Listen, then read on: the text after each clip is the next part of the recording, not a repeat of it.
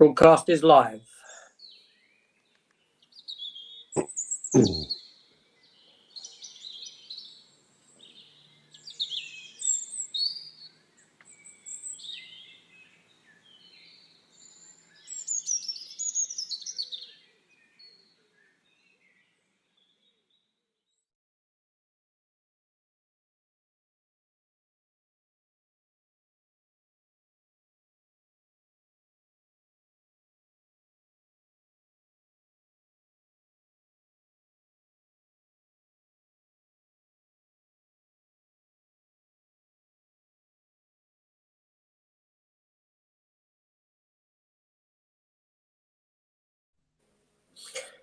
Hello, welcome everyone to the stream. Thanks for joining today. We've got special guests on today with AJ and myself, and we've got Dan's Man Cave, and we've got Trevor from Double Bill Movies. Can you hear us, Trevor? Got a few connection problems, I think, with Trevor. Hello? Can you hear us?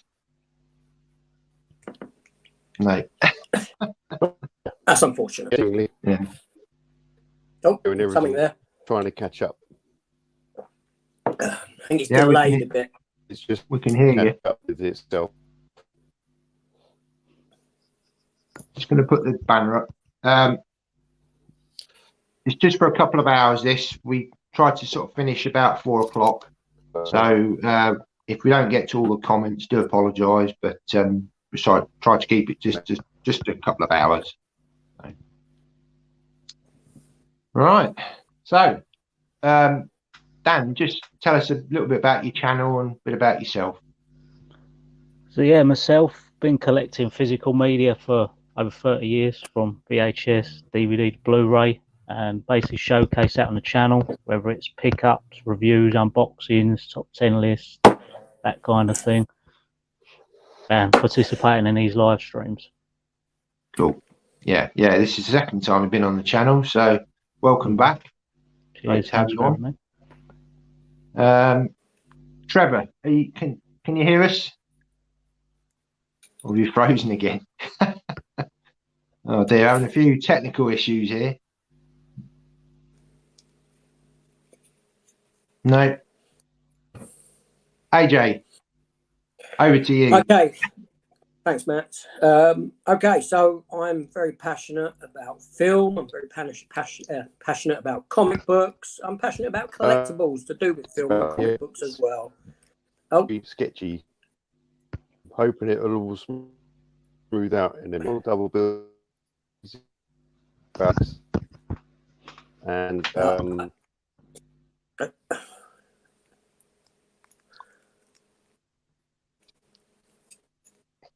Do you want to carry on, actually?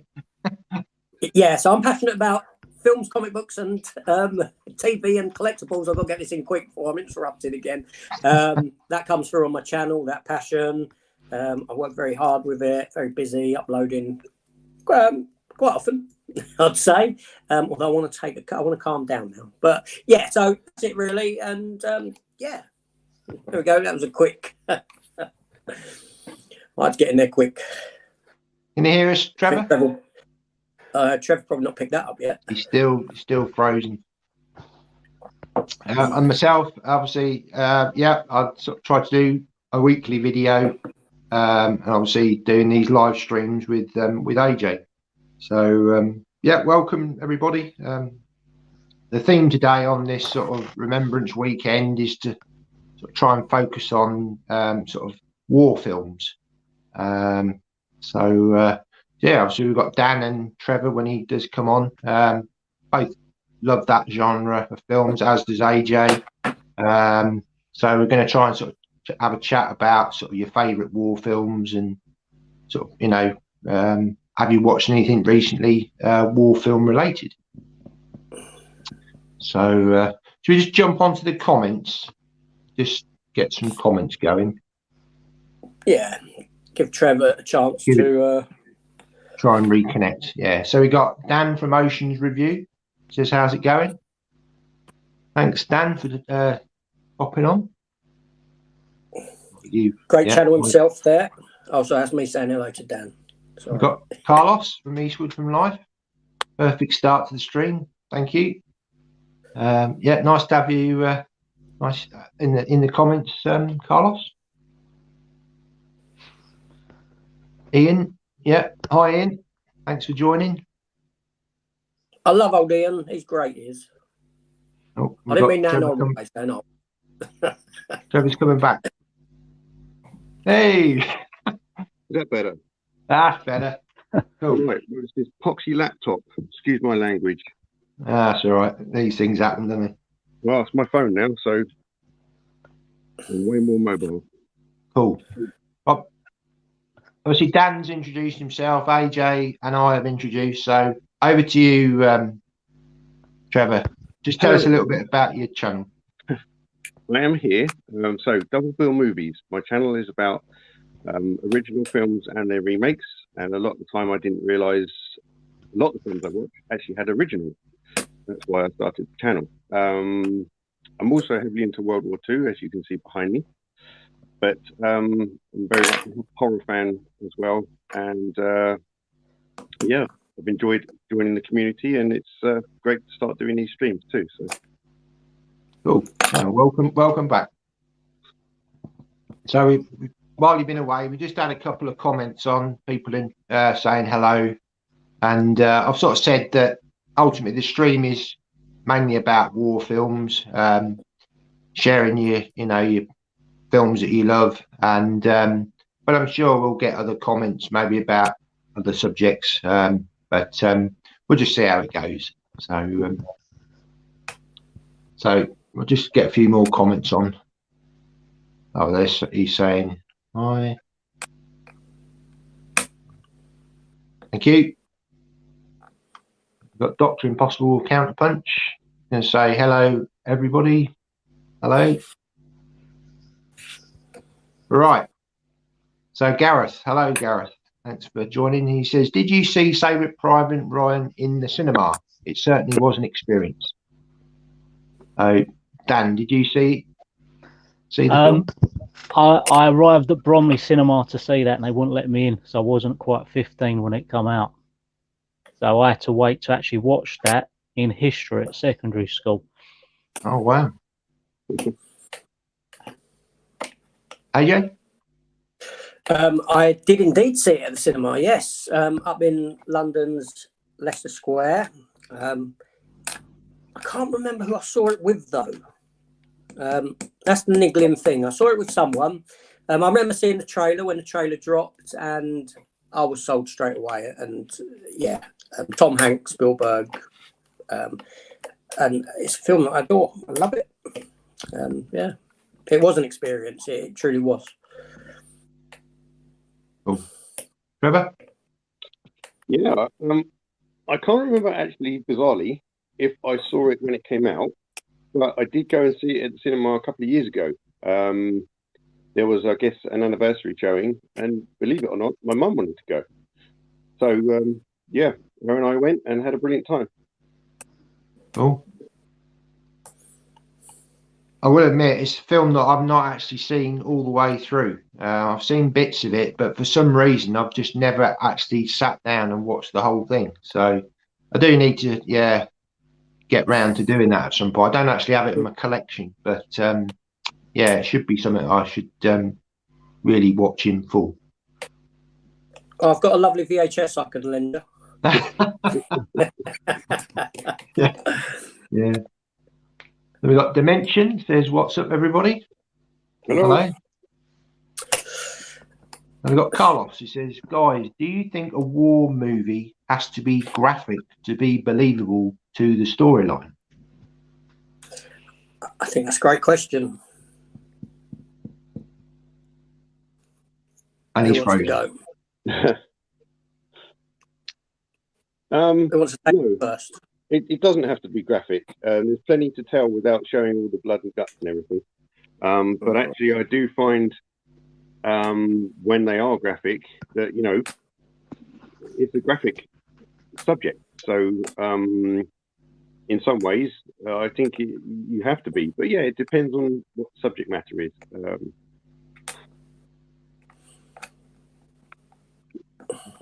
Dan? Yeah, I've got to agree with Trevor. I think ones I grew up watching, No Blood, still very believable, tells a story. But then when the first time I watched Saving Private Ryan on the beach, I was just absolutely in shock. I mean, more so than watching something like a Platoon, for instance. So it shows the real horror what, you know, a bullet or a bomb could do to you. So yeah, I don't mind either. I don't think it really matters too much, but I welcome both. Yeah. I mean, this new one, All Quiet on the Western Front, the Netflix. Has everyone seen that now? Or Yeah. What are your thoughts on that film? You watched it last night, Trevor, so do you want to say what you thought of it? Yes. I have to say, having seen the 1930s one and the 1979 one, I was disappointed. I found it really disjointed. I didn't like the music score because it took me out of what was going on, and just made the film really disjointed for me. Yes, you know, great production value, but yeah, didn't quite do it for me, unfortunately. So I only got a thumbs up, not a 2 thumbs up, which you can now do on Netflix.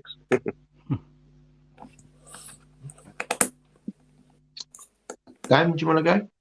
Yeah, so I absolutely loved it. I think there's one thing I didn't get. You know, you kind of had almost like a horn effect, which can't explain it. Like the music, it reminded me like it belonged in another film. That's the only thing niggled me throughout. But the film, I loved it, and I think because war movies don't come along to that level of greatness once in a while. The last one for me was Fury, so I did personally love it. AJ?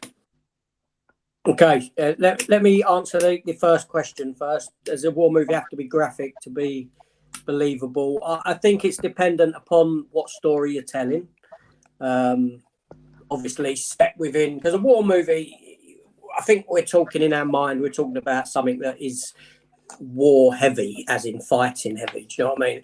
In which case, the graphicness does serve a purpose for shock value, in the sense of to portray the reality of the situation. I think that's fine. But the funny thing is I don't necessarily feel that any film actually needs graphic violence to be, I wouldn't mind doing a Deadpool film without the graphic violence. I've felt that from day one, just to take it elsewhere. But sorry. And as for All Quiet on the Western Front, I really loved it. I thought it was a fantastic film. I haven't seen the originals, I'll be honest, the other ones that were made, so I can't do a comparison. I know exactly what you mean by the horn effect and by the soundtrack. I think what they were trying to do was go for a very haunting kind of atmosphere with it, because I think I've mentioned that in my review. The soundtrack for me was it was questionable, but I got used to it and understood what they were trying to convey with it in this haunting way. But I can see how your opinions on it. I can see that. But otherwise, I thought it was a very highly detailed film. I mean, everything in screen looked, I don't know, there was a reality to it. I was looking for, it was so good, in fact, that I was actually looking for it for something to take me out of the film. That's how good these scenes looked. I was actually actively looking around for something that's just, because you just got marvel at the detail in every scene of this film. Yeah, I thought it was wonderful. See, that was part of my problem with it, in the sense I was doing the same, but for the opposite reason. Things were taking me out of it. Everything was taking me out of it. Yeah. And yes, had I not seen the first 2 versions, I think I would have loved it. I think it would have been a brilliant film. Still would have said the same about the score. Yeah. But production value, yeah, spot on. And but as I'd sort of forgotten the story, as each segment that I remember came along, I suddenly remembered, oh, okay, that's what's about to happen. Yeah. So yes, I would say if you haven't seen the other two, then just watch this one and enjoy it. If you have, don't go in with high expectations. Fair enough.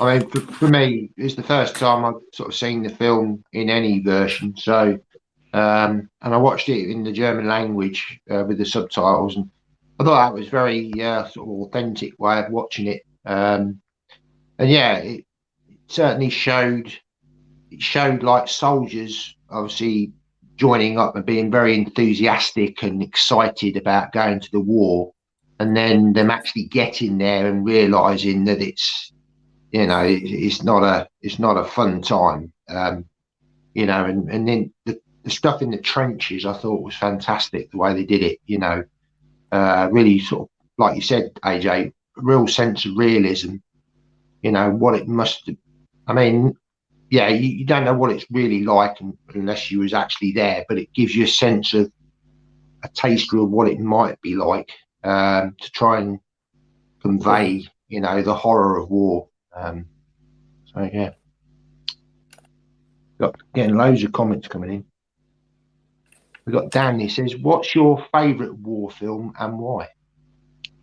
So, who'd like to start with that one? I'm quite happy to go. I've got a stack out here prepared, but might surprise some people. But it's this one, Downfall, about the last days of Hitler, German language. And I'm someone, even though I don't mind like someone portraying a German soldier speaking English, I think for me, I love the authenticity. And that's this movie, Bruno Ganz as Adolf Hitler, is phenomenal for me. And I'd urge everyone to check that one out. Best version, far better than the who done the other version. I think Anthony Hopkins done one called The Bunker, and Alec Guinness done one called Hitler: The Last Days. That's a far better film. Yeah, do you want to go? I think. Yes. Yeah. Tough question, really. I would say for me, I don't know. I really enjoyed Hacksaw Ridge. That's one that I visit often as a war film. Garfield's performance, I think, is fantastic in it. Yeah, I don't know. I've got a liking for that film. I don't know why. Yeah. That's it. We're done. Sorry. Yeah. Yeah, so I'm guessing Saving Private Ryan has to be my favourite. Just the attention to detail and just the whole way the film was undertaken. But I'd also sort of agree with Dan, and that Downfall is a brilliant film, and it is good to watch it in its native language. I actually got the German version because it had the best quality audio stream on it.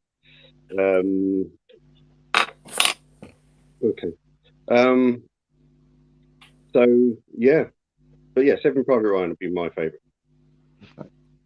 And for me, I don't know whether you class this as a war film or not, but The Wild Geese. It's more of a mercenary kind of thing, I suppose, but it's still war related, I suppose. But yeah, really, really enjoyed that film. Great cast in it as well.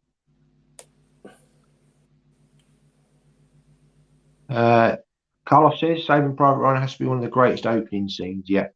Oh, totally, yeah.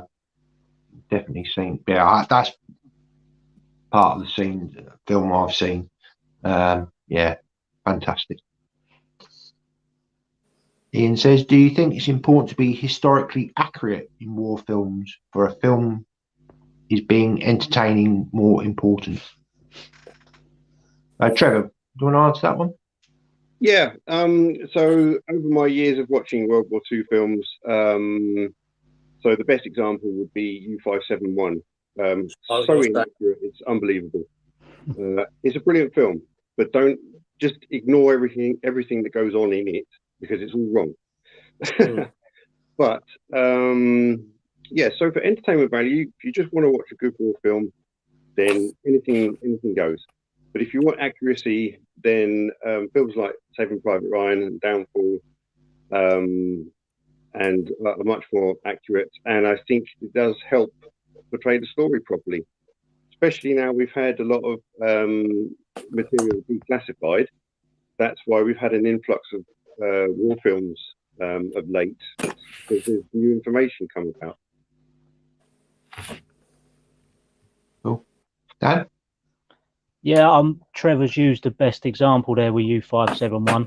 I remember buying that for my granddad for his birthday, and he was absolutely enraged by the inaccuracy of that film. But yeah, I like factual ones, but not when it's a certain group trying to claim that they done this and won the war, trying to claim was truth when it's not, which you find some war films to be. But yeah, I quite happily watch one for entertainment value, but I do like the more factual stuff that bit more. AJ? Yeah, I totally agree. I mean, you know, my mind went straight to U571. I think because that's the biggie. And, you know, obviously Enigma Machine and all that sort of stuff. I think, interestingly, around that same era, you did have the movie Enigma, didn't you? Yeah. I think that came out, you know, with Saffron Burrows starring in it and Dougray Scott, I think, which was more of tried to be a more accurate telling as far as it's been a long time since I visited that film. But as far as, I think as long as you know you're going in, you're watching something that's not historically accurate. I'll be back in a few, sorry. You're watching it for entertainment purposes. There's no harm, because U571 I find to be a really enjoyable film. You just have to know, it's nice to know that what you're watching isn't, do you know what I mean? Accurate. Yeah. Yeah, I'd have to agree with you. I think for me, yeah, as long as it's entertaining and it's got some kind of factual base to it, that's enough for me. But I guess if you're very interested in war, you know, I can understand you wanting stuff to be as authentic, you know, as possible. But yeah, it's all down to the individual, isn't it?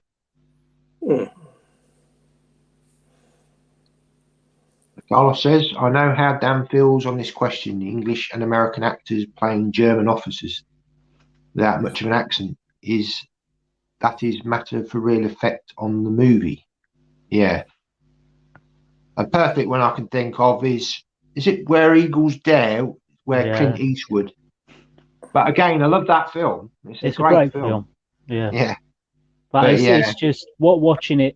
I love Clint Eastwood. He's arguably Denzel Washington my favourite, but it's something a bit unbelievable about it now when you watch it, when you've seen all these authentic ones come along. But it's still great. It's one I've seen so many times. Yeah. But certainly on that entertaining side of things, but yeah, absolutely.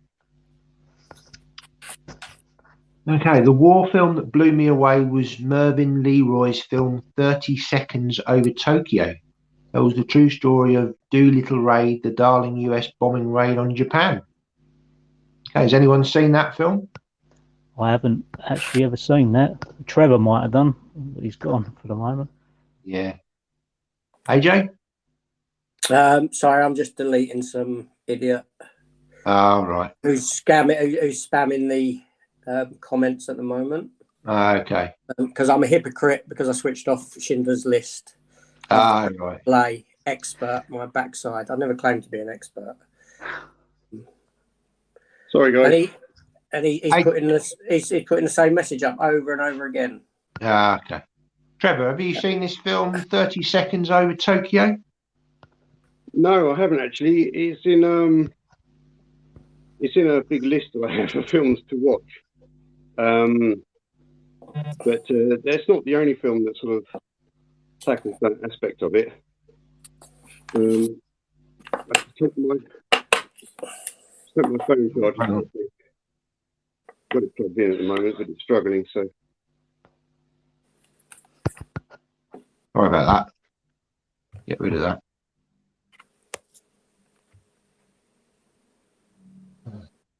Yeah, if you can remove the comments, AJ, because the only way I can remove them is to bring them up on the screen, unfortunately.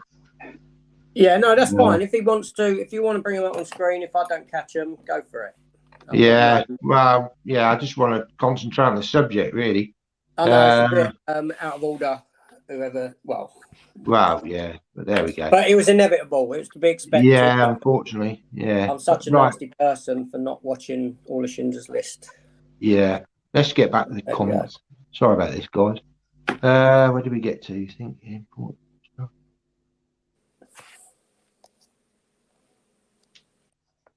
All right, here we go, Ian. Is it right that a classic war film like The Dam Busters should be censored because of a dog's name? No, not for me either. No, it was is what it is. It's you know, there's a grave for that dog. In reality, there's a grave sat there for him. You know, a tombstone. You know, a memorial for that dog. It's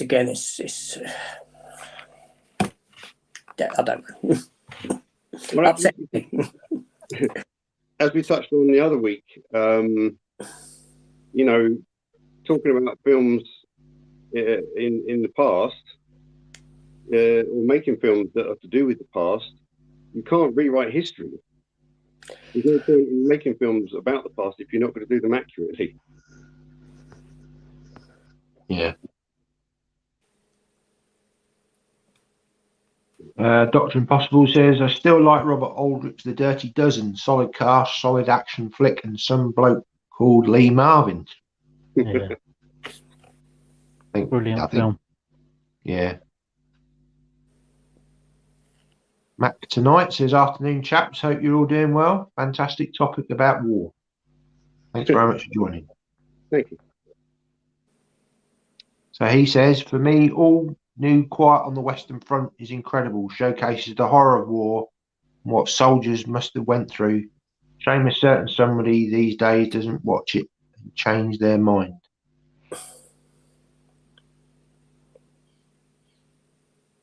Dan says, I think I get where that's going. Nothing. What? Sorry. What, this one? Yeah, I think reading between the lines, I might get where that's going. I won't say, but I think I get it. Okay. Ocean says, what kind of war film would you like to be made in the future? Any stories that haven't been told yet already on film? Yes, I'd like to see a new version of the USS Indianapolis story. That's a Nicolas Cage. Was he in that one? Yeah, that was one of them very sort of cheap films that you get. Yeah. You know, you get these more cheap films that come out straight to DVD. Yeah. That was one of them. And I know there was, is it Tiger in the Water or something? There's a film years back called that, of it. Mm-hmm. I think that's the title. I'd like to see a new version of that, like big budget version of that done. The story certainly warrants it, doesn't it? It does, yes. Yes, it's intriguing. An intriguing story that this ship was sent with no communique whatsoever, because it was such a secretive mission. It was sent from point A to point B to deliver, you know, the Hiroshima, Nagasaki bombs, that sort of thing. But it was top secret. So when it left, there was no communique between point A and point B that it had left. When it arrived and offloaded, which it did, there was no communique back to point A that your ship has arrived and your ship has delivered the bomb and that the ship is now left and heading back to you. So when it was blasted in the water, no one knew anything about it because it was such a secretive mission.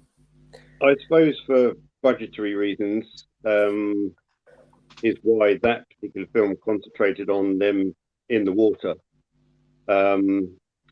You know, there is, they could step back a few months and whatnot and cover that part, and then maybe leave what happened in the water at the end as a text thing to say that they survived or didn't survive or whatever, rather than But as I said, Yeah. for budget reasons, you can see why they spent most of the film just with terrible acting in the water, unfortunately. Yes, absolutely. Thomas Jane is in the film as well. My favourite Punisher. One who he spots them from the plane. In the Nick Cage one I'm talking about. Sorry, AJ, did you block that person? Because I- I'm having trouble. I removed the messages, and for some reason I can't block. I can just remove. I think I've got remove as an option. I've got put user in timeout. Oh wait, no, I can unhide. I'm not doing that. I've got remove and put user in timeout. Those are my options. Yeah, just keep saying the error has occurred. So right, sorry about this. Okay, sorry. Had we finished this question, or are you still answering? No, I think AJ sort of answered, and we then talked about the film we talked about. Okay.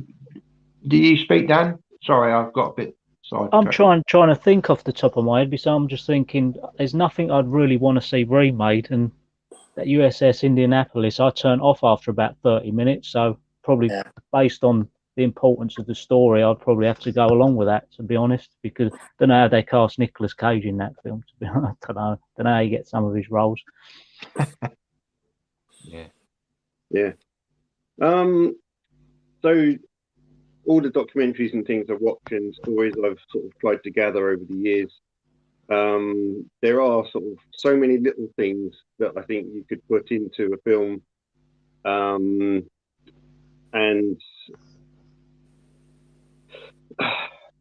I mean, I think exploring Peenemünde in a film would be a pretty good topic.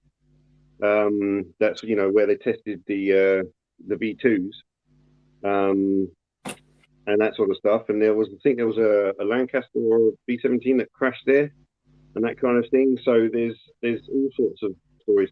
I know there is an attempt to make either a film or a series about Pegasus Bridge, because when we look at D-Day and that sort of thing, everyone understandably just remembers the Americans on Omaha Beach, when of course there were 3 other beaches, and us Brits and Canadians and some other nationalities all landed with relative ease compared to the Americans, I have to say.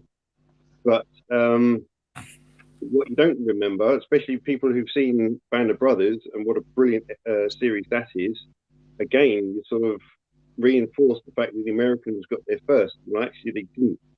It was us British landing with the gliders at what became Pegasus Bridge before the 501st Airborne drops even started. So in the film The Longest Day, I think there is obviously the segment on the Pegasus Bridge where what's the actor who didn't reprise his role, but he played his commanding officer's role, because he took part in I can't remember the Richard Todd, is it? The guy who played Guy Gibson in the Dam Busters film. Anyway, he basically reprised sort of what he did at Pegasus Bridge himself during the war, but as his commanding officer rather than himself. Someone else played him.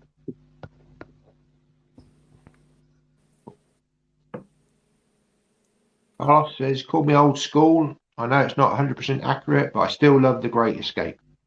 Yeah, it's a good film. Yeah, great film. Yeah. A lot of fun. Steve McQueen, isn't it? Cool. Yeah. Yeah, it's a great film.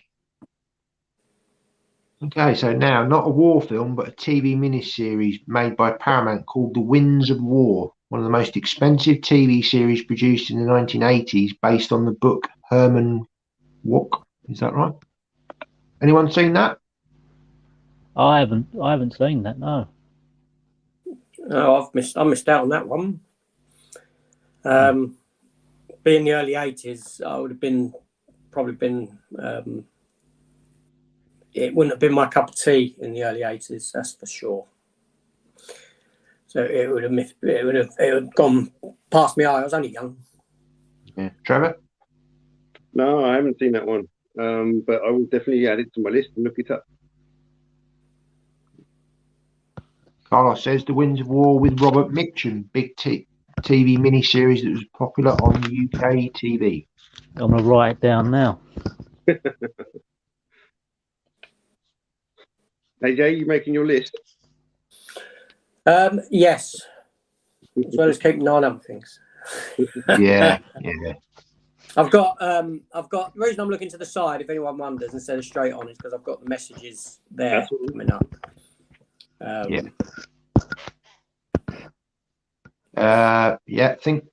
think The Winds of War cost over $30 million to make. Then came the follow-up War and Remembrance.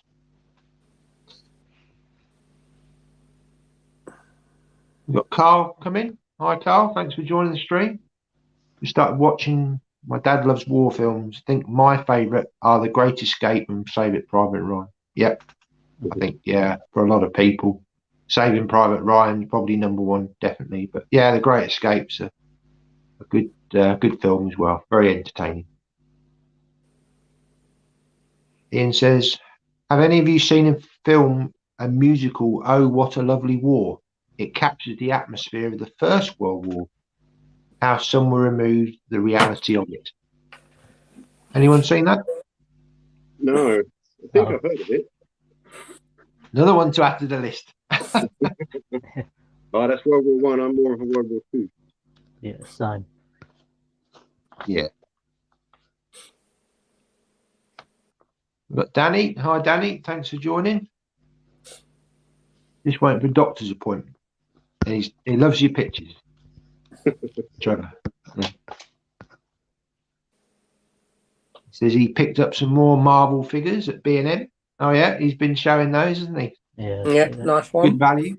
Good value. He's just saying hello to Dr. Impossible and Ian.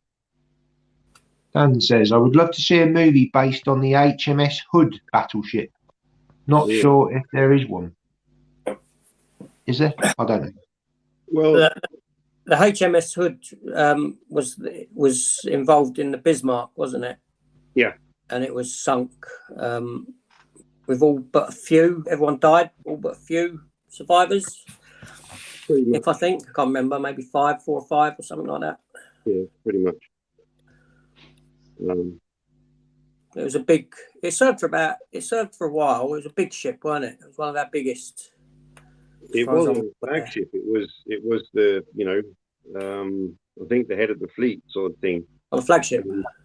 Yeah, it was. It was. It was obviously a shame to lose it when we did, but we pulled through in the end, obviously. Mm-hmm.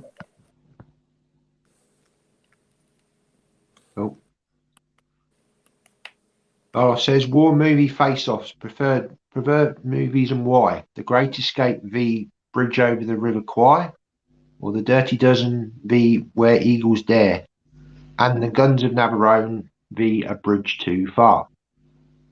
So who wants to go first? Go on, Dan.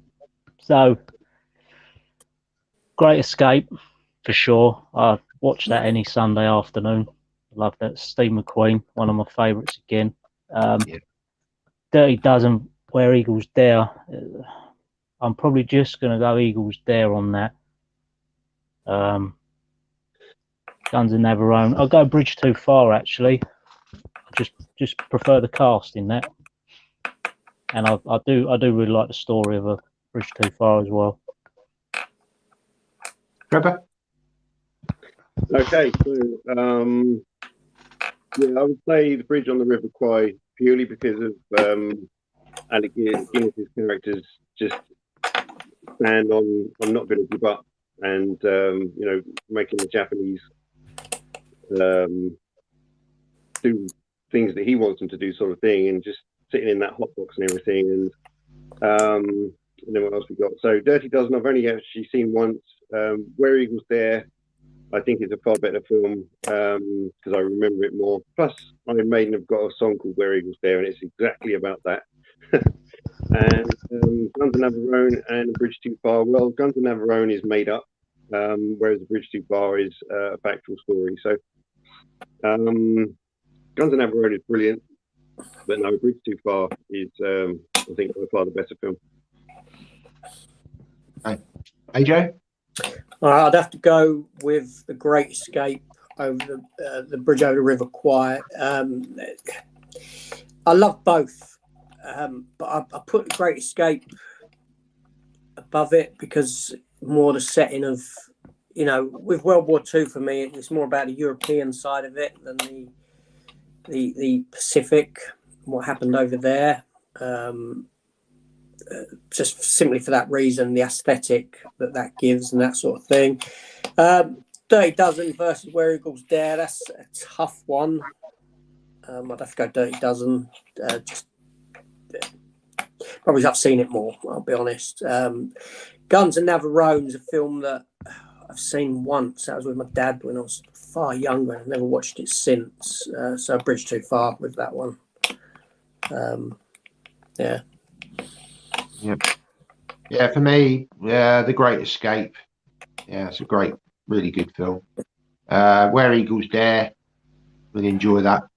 And I think The Guns of Navarone again. I'm not even sure I've seen A Bridge Too Far, to be honest. So, yeah.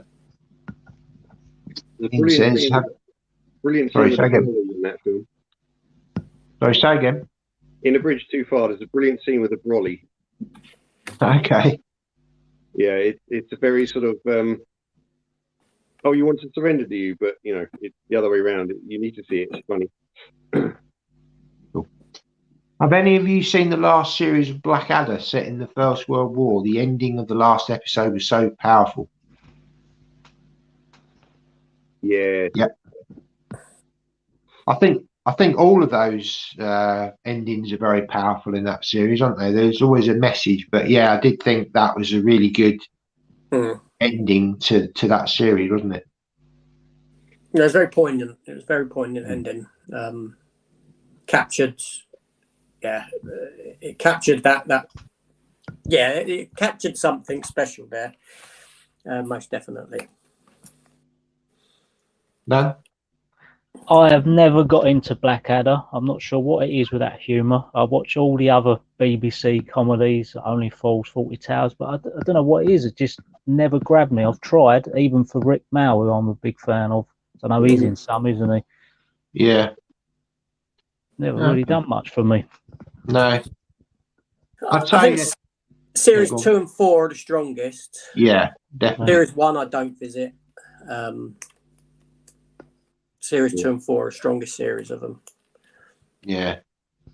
Even if you just watch that last episode, I think, it's done really well. I mean, it shows the horror of war, doesn't it? You know, I mean, it's very comical up until that point, but yeah, powerful stuff. Trevor? You definitely don't need to have seen the rest of the series. Yeah. You can, Dan, if you want to see it, to see what we're talking about, literally just watch the last episode and it'll blow you away. Okay, that's on Netflix. I think I've got that just for the All Quiet on the Western Front. So if it's on there, I'll watch it after this. Yep. Yeah, it is. It's very What? Yeah, it comes out of nowhere and you think, oh, right. Okay, so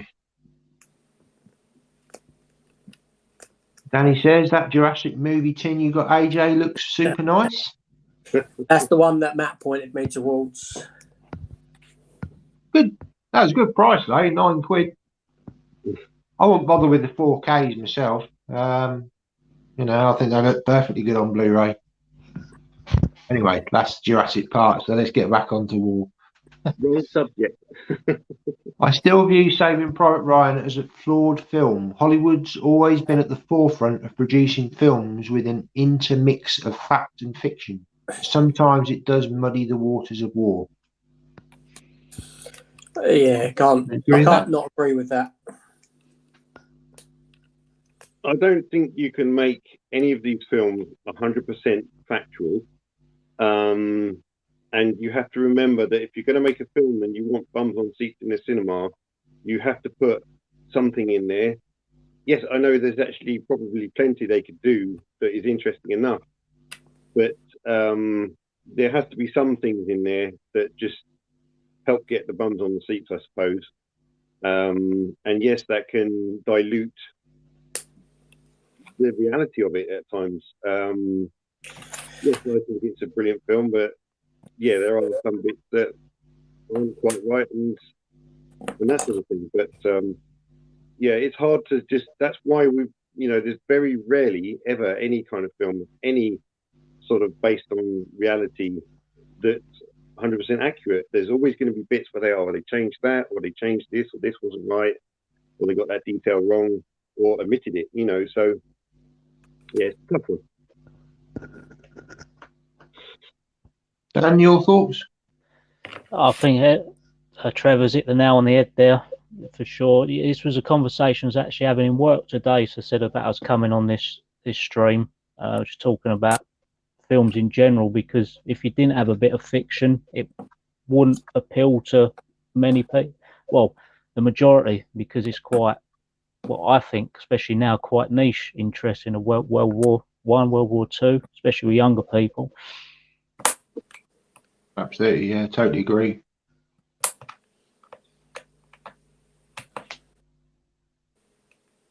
Samuel Johnson, my favourite war film is White Chicks. Anyone heard of that?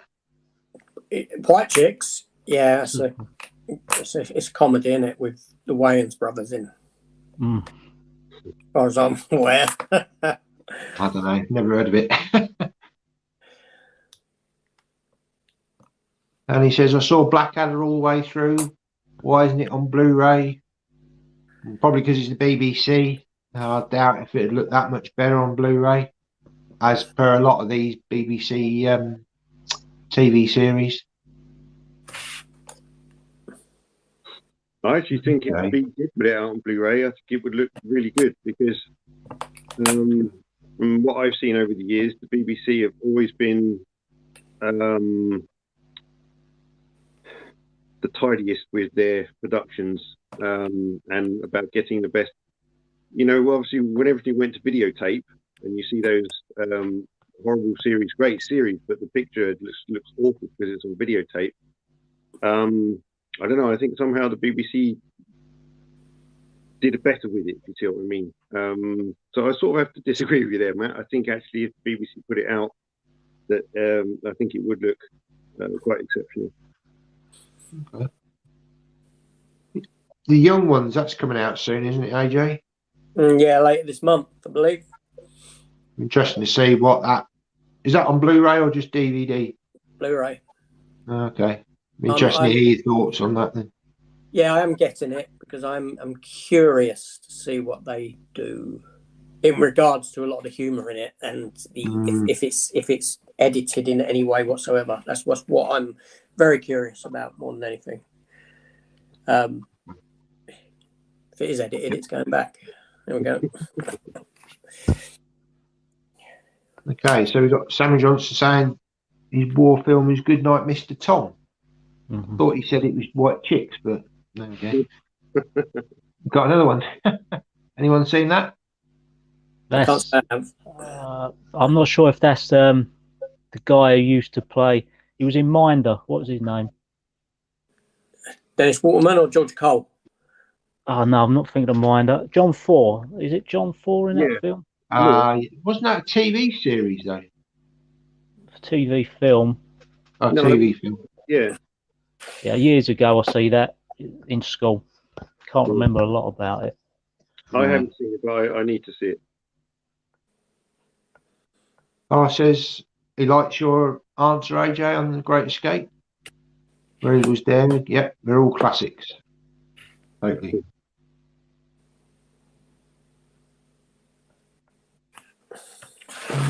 Okay. Can you just jump in the comments, AJ? Sorry? Are you ahead of me? What ones are you looking at? Oh, what, the ones about Schindler's List? Yeah.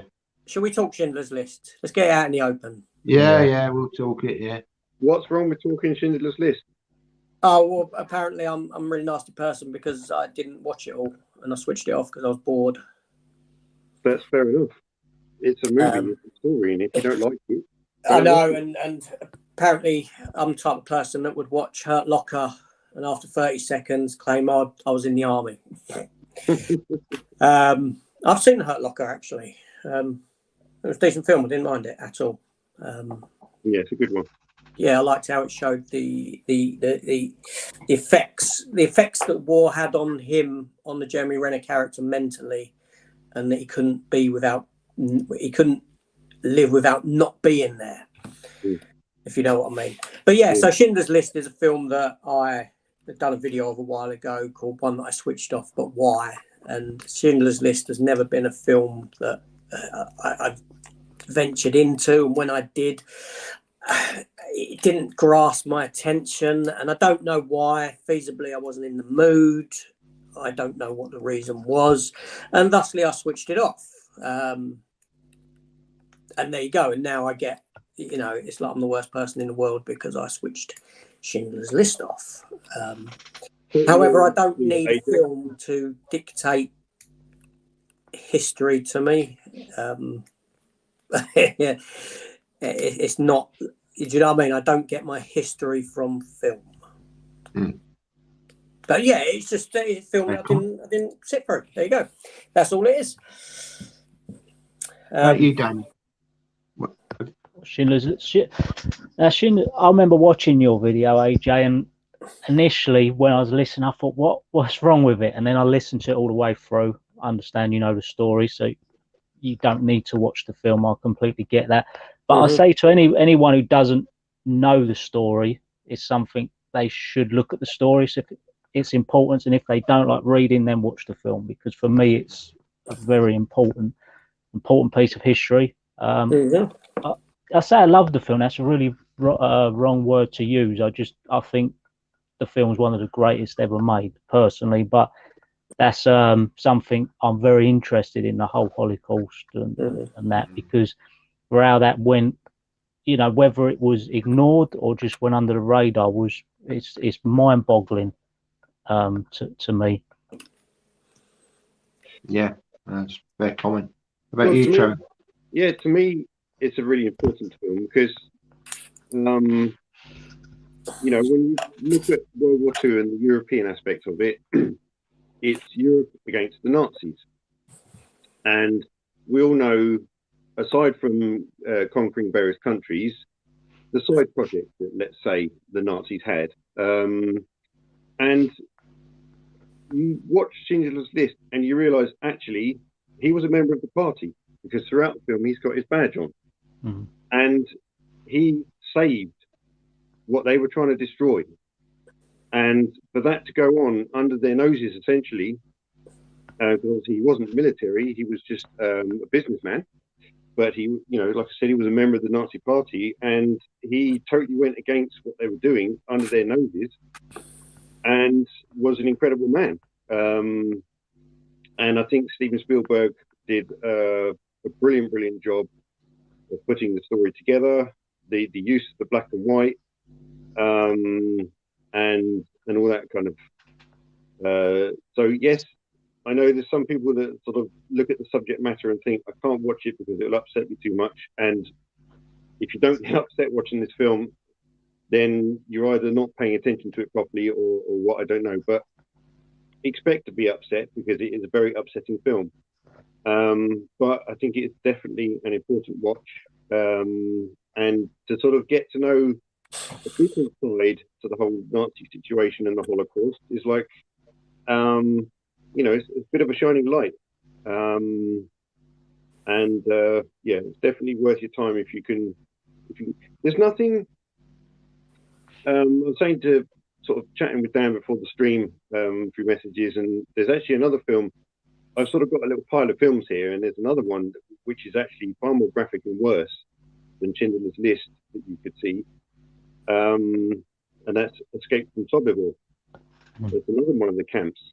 And I remember seeing it as a teenager, You know, I didn't know anything about it. It was just on the telly when I was at a mate's sleepover, and we just watched it. And all of a sudden, all these things start to happen, and the shower scenes, of course, they're not showers, and people being chased by dogs and all that kind of stuff. And it really sort of ingrained on my psyche. I've got it here.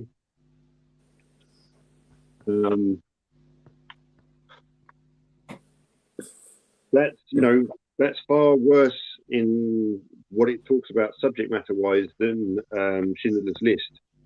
So if you want to sort of learn a bit about the Holocaust but don't want it in your face, then Schindler's List is definitely the way to go. It tells you enough, you see enough without seeing everything.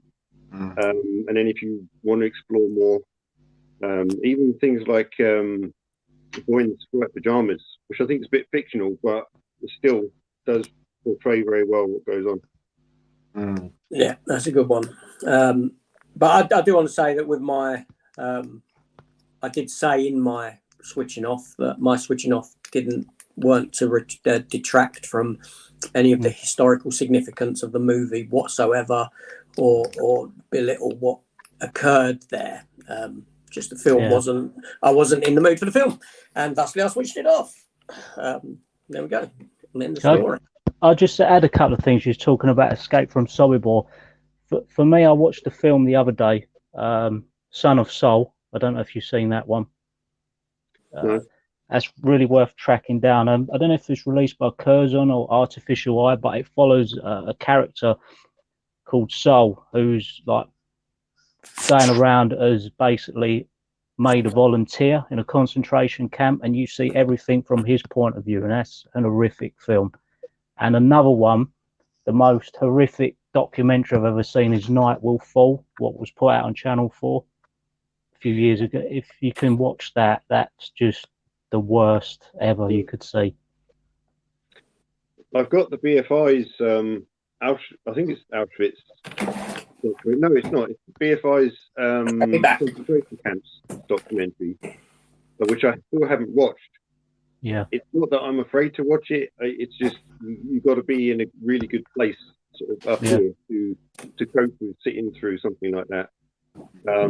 Some of them, the ones I've just mentioned, I'd have to watch the one you've said, but I lost my appetite on Night Will Fall.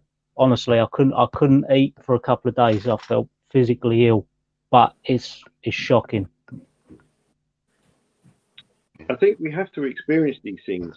You know, it doesn't have to be thrown in our face. It doesn't have to be, you know, you must watch this. It's all choice. But I think to experience these and understand our history and our past is really important.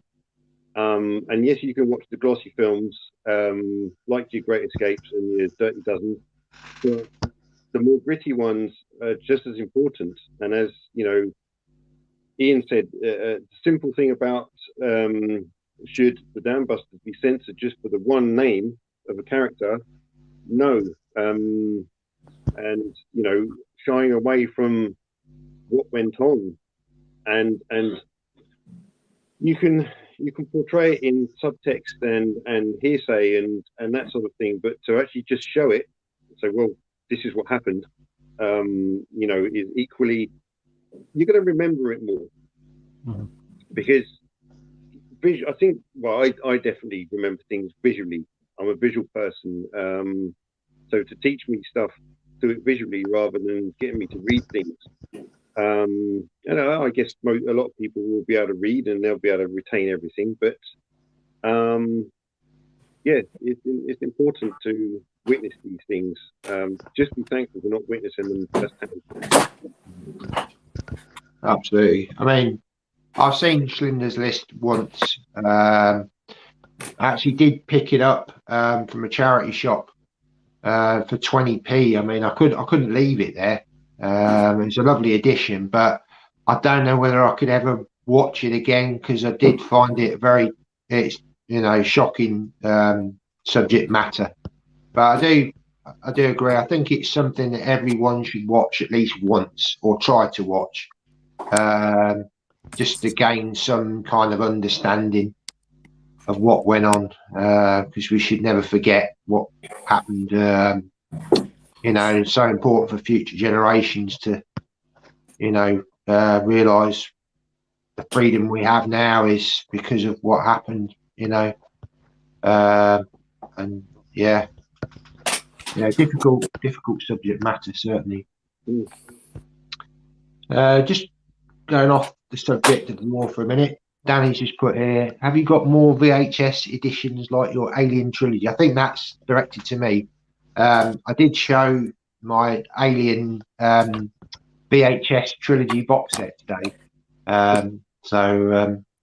Yes, Danny, I've got some VHS sets. There's a Star Wars one, which if you go on my playlist, I think it's in there.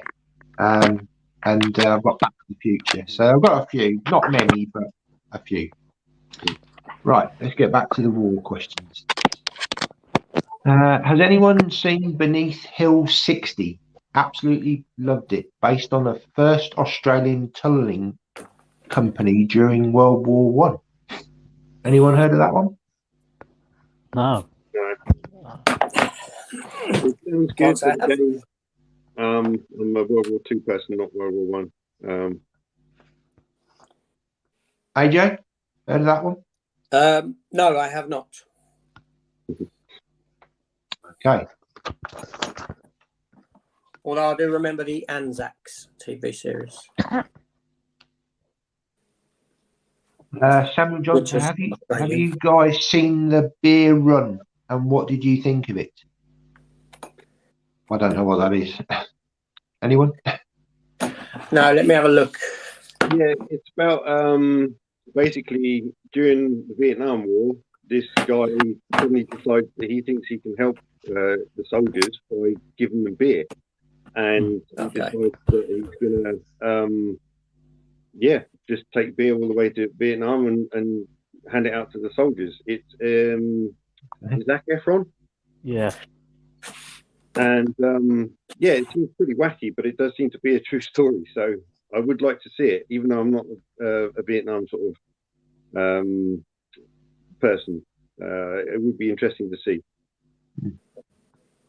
Cool. They've got a question here for you, Dan. What's the medal you're wearing?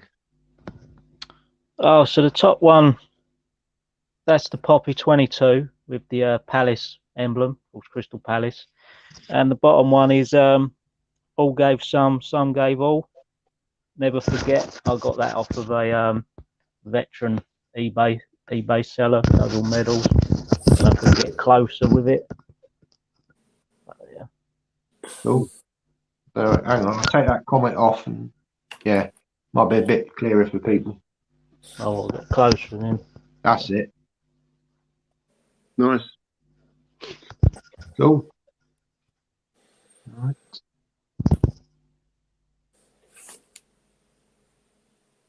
Is any movie 100% accurate? The story is being told in a different way. Yeah, absolutely. The limit is always taken, aren't they? They have to be. And then there's elements that are not known, blanks that have to be filled in. You know, you might know an event that happened, but you don't know the ins and outs of that event or conversation that was had. So, yeah, you're never seeing an entirely accurate. No. Can I put a question in? You can. So, what's everyone's take on Armistice Day and Remembrance Sunday? What have you done in the past? Were you in the Scouts? Did you parade or that kind of thing?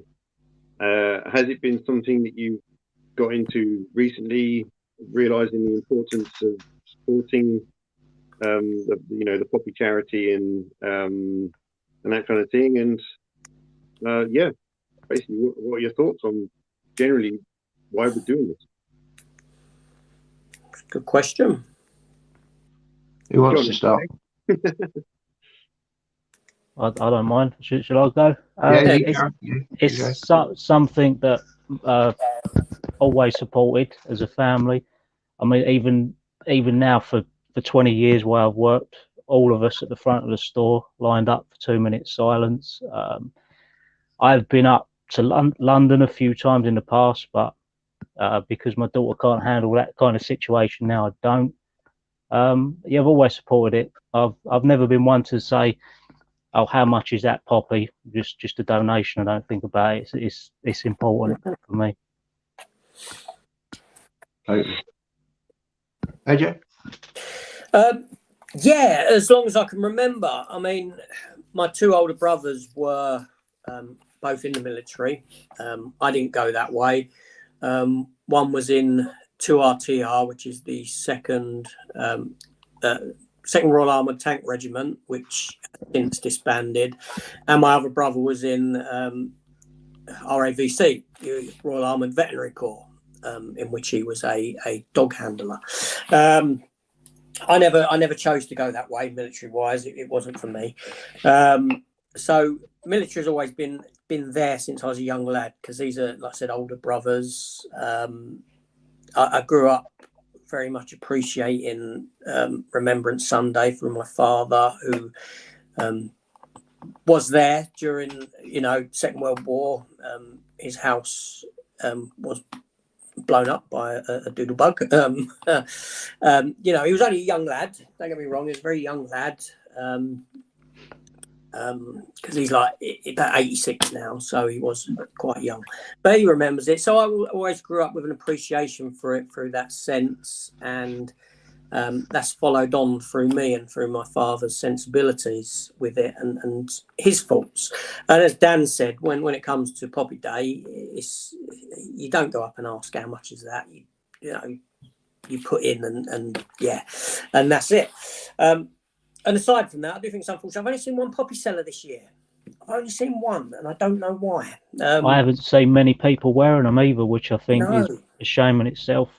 And that was yesterday. I saw that poppy seller. That was just yesterday. But anyway, aside from that, my son, I've got two sons, and they both joined the Sea Cadets. Again, I wasn't one for that either, but my oldest son, he was actually a Marine cadet.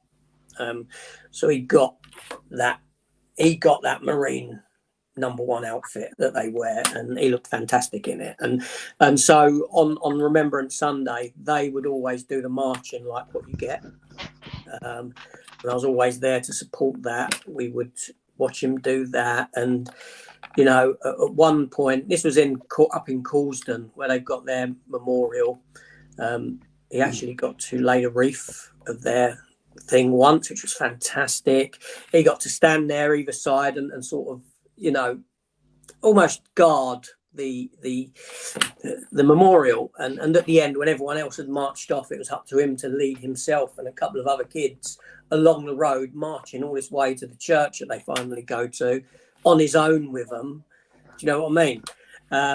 And my youngest son done it, not for as long as what he did. He didn't do the Marines, he'd done the Sea Cadets, but he still partook in these events. And I'm not a church-going person. I'm not religious in any way whatsoever, but I would always, when they done this, I'd always attend church for them when they done this.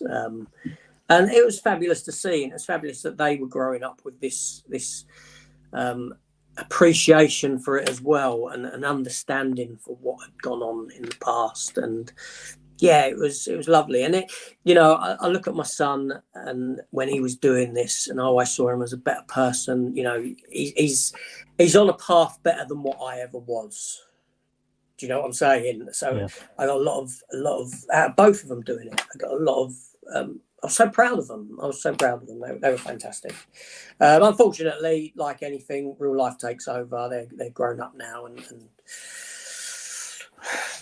girlfriends and jobs. Do you know what I mean? So they're not party to it anymore. But yeah, it was a lot of good memories from that era of it. Good question. About yourself? That's right. Go on, Matt. For me, obviously, I've always grown up with the 2 minute silence on both Armistice Day and Remembrance Sunday.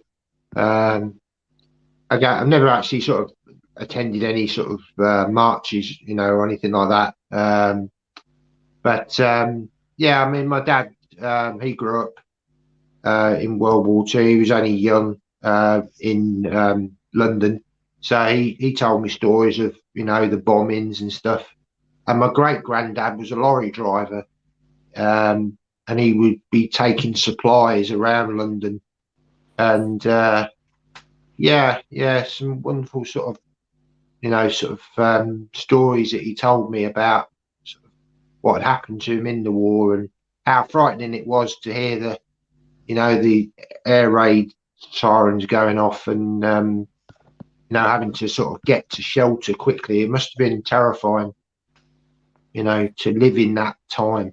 So yeah, no, I've always I encourage children to sort of a minute or 2 minutes of your day is nothing, just to take stock of what happened. What about you, Trevor? Yeah, so I was in the Cubs and the Scouts and Venture Scouts, so I took part in plenty of parades each year, and proudly put on my uniform and marched down the local high street and down to the cenotaph. And one night in the Scouts, they sent us on a little clue finding sort of hunt, and one of the clues or questions was what was missing on the statue on the cenotaph. And for my life, I didn't know what it was. Basically, the bayonet had been removed from the soldier's gun, and that kind of thing. But I'm not quite sure where my enthusiasm for World War II really kicked off, but I think I've had a sort of a liking for. I've never wanted to sign up or anything, but I've had an interest in military things since I was a kid. Being in the Scouts and being all smart, and it's like the army but without the guns. That's a hell of a lot easier, obviously, than being an actual soldier. But obviously, I've taken my jumper off now because I was getting hot. But my normal poppy, and I think I showed you this. Get it right. Yeah.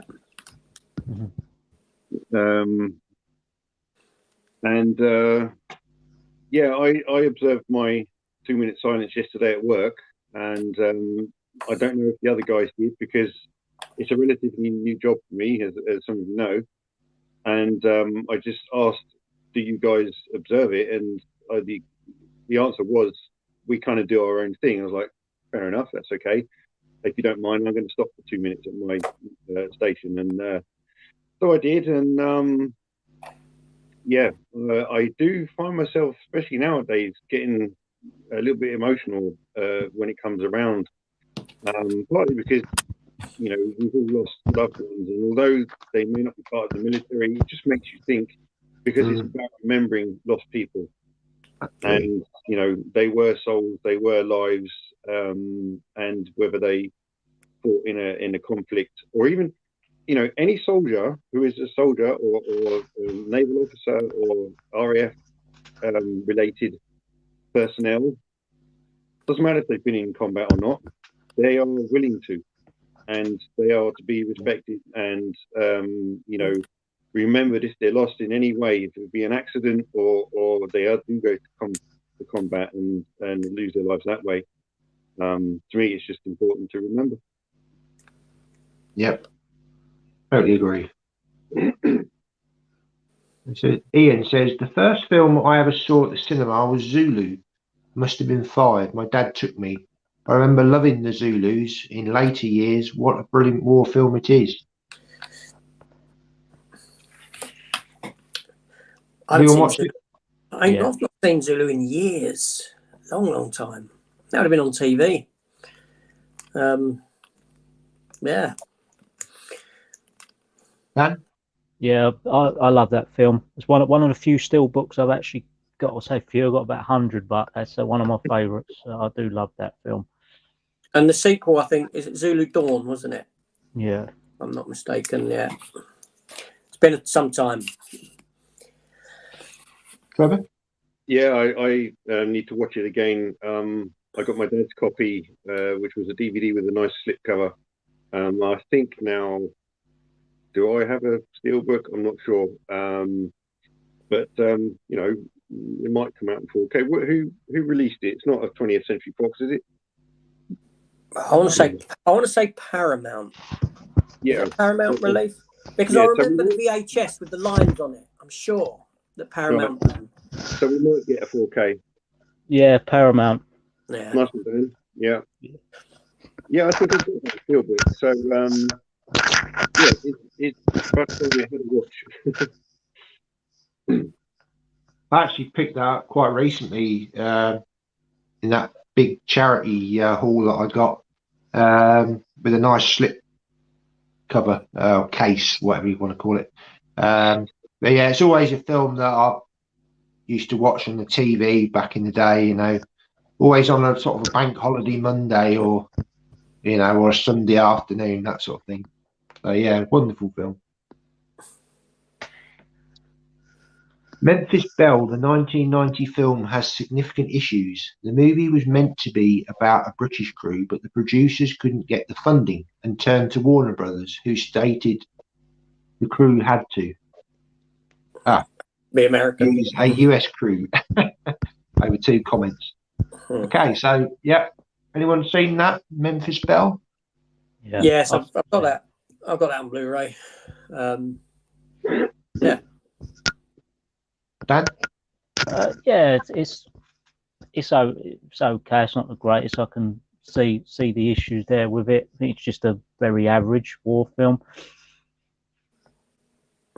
Trevor? Yeah. So I didn't know that the they were meant to follow British crew. Obviously, there were more than one plane that made the 25 sorties, and I think some of them went up to 35 missions. So, but yeah, picking the Memphis Belle, okay, if they had to turn to America, then fair enough. I really like the film. I have it on Blu-ray. I haven't watched it yet because I haven't got to that stage of the war in my sort of marathon of watching war films. And actually, it's on Warner Brothers, so I'm hoping they'll do a 4K of it. Now, I know there's actually a colour documentary, which of course is not in the UK because that's where they were based. And I'm waiting to see if that gets a really good sort of restoration and sort of the outing that I think it probably deserves. But again, that's what we're saying about these films. And if initially they were supposed to go to a British thing, and then let's make another film about it. We all sort of watched Band of Brothers, so now we need our own. In fact, we've got our own in this SAS series that the BBC have done. So now we can, us Brits anyway, can follow our own soldiers and combateers. So yeah, maybe someone does need to pick up on the sort of British crew that they were supposed to pick on and try and make that film. Cool. Carlos says, anyone over 30 years of age, do you remember the World War movies always shown on the UK during the Christmas holidays? Great Escape. Yeah. I think, great. Yeah. Yeah.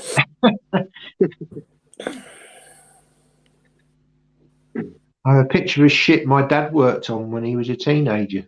Cool. Yeah, Danny was telling me about that earlier. He was because I mentioned about my gun camera video, and he said that he's got some memorabilia. He said he should do a video about it. So yeah, get it all cleaned up, Danny, and get yourself a video up. We've got Pete. Hi, Pete. Thanks for joining. He can't stay, but he'll watch on the catch-up.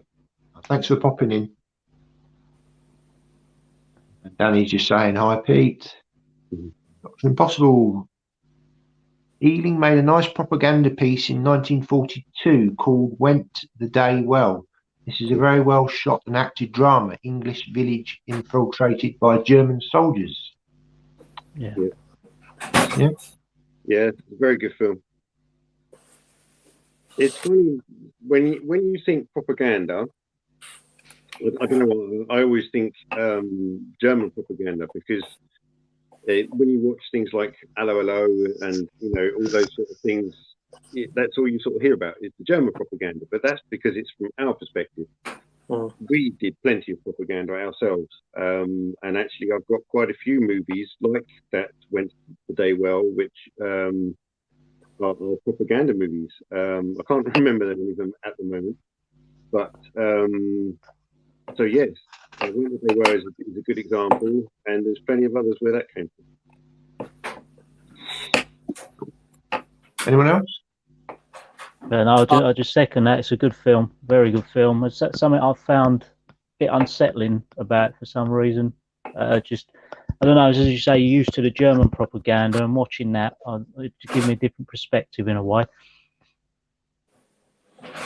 Cool. AJ, anything? Added to the list. No, I've not seen that one. Olaf says, I've got to be honest, Schindler's List was a movie that avoided me for many years and I only watched a few years ago on it. As I knew it would be a tough watch. It's a great movie, a masterpiece. Yeah, definitely a tough watch. Totally agree with that. Yeah. Another film I do like a lot and still feel is a masterpiece is Dark of the Sun, starring Rod Taylor and Jim Brown. The film is way ahead of the curve and it's got a downbeat ending. Not heard of that one. Anyone else heard of that? No. Well, what conflict is that?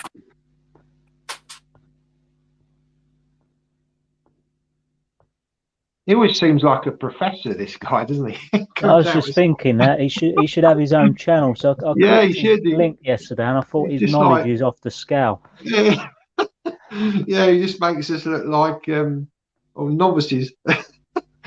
I haven't forgot when we was on Peach Stream the other week. I just completely drew a blank when he said about I've gone blank again now. See, I don't know what it's like a curse, but the guy who done like Lawrence of Arabia, David Lean. I couldn't, but when I got off that stream, I could have chucked myself down the stairs. I couldn't believe I didn't know. Couldn't think of David Lean on that stream. Yeah, it's not easy when you put on the spot. Nicely said, Matt. Yeah, thank you. Dan says, saddest war films I've watched would have to be Life is Beautiful and The Pianist. Properly affected me, those two films. Any thoughts? Yeah. Life is Beautiful is The Pianist. I've actually pulled that out here, but I'll go for one that really got me. I'll hold it up. Come see. There you go. Oh yeah, I've heard you talk about this one before. That is absolutely devastating, this film, because you see this guy starts off as a young teenage boy. At the end, he's damaged and he loses someone dear to him, and it's a hard watch. And this other one I got, because not a lot of people talk about this one. The Painted Bird. I don't know if that's in shot. That's another one. But yeah, they're very two harrowing films.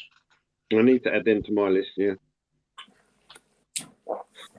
So in sort of, sorry, AJ. Right, no, go on, carry on. In sort of preparation for this, I did pull out a little pile of films that I thought, weren't the normal ones, weren't your great escapes, that I think are quite significant for anyone. Okay, it's mainly based on World War II, but anyone who's looking to get into the subject and wants to explore a little further as opposed to the mainstream films. So obviously Dan's shown a couple there. Shall I show you what I've got? Yeah, carry on. Yeah.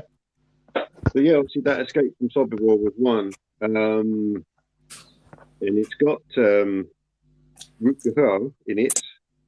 And I think, no, I can't remember the other guy's name, but Alan Arkin and Jonah Kula.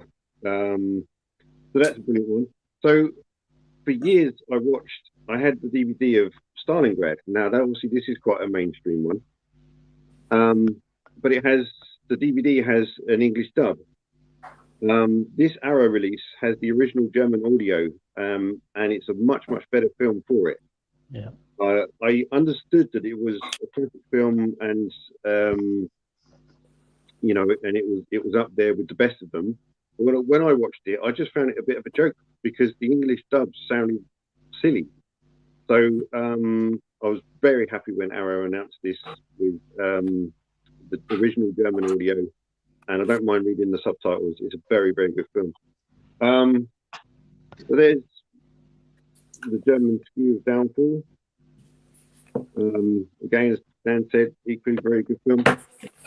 Now, okay, so World War II itself was essentially 6 years, but you can go, like I have, you can go way further back than that, and you can go to the beginning of the Nazi Party and that sort of thing, with Hitler: The Rise of Evil, and even Churchill: The Gathering Storm, which is obviously closer to, I think it's about 1938, 39.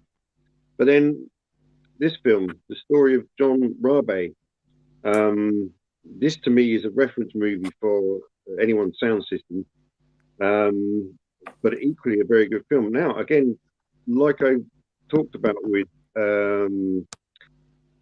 Schindler, Oscar Schindler, being a Nazi Party member, I don't think John Rabe was, but he's clearly German, and he was in Japan, and this is about what he did for his factory workers, as they were in China, and of course the Japanese were attacking, weren't they?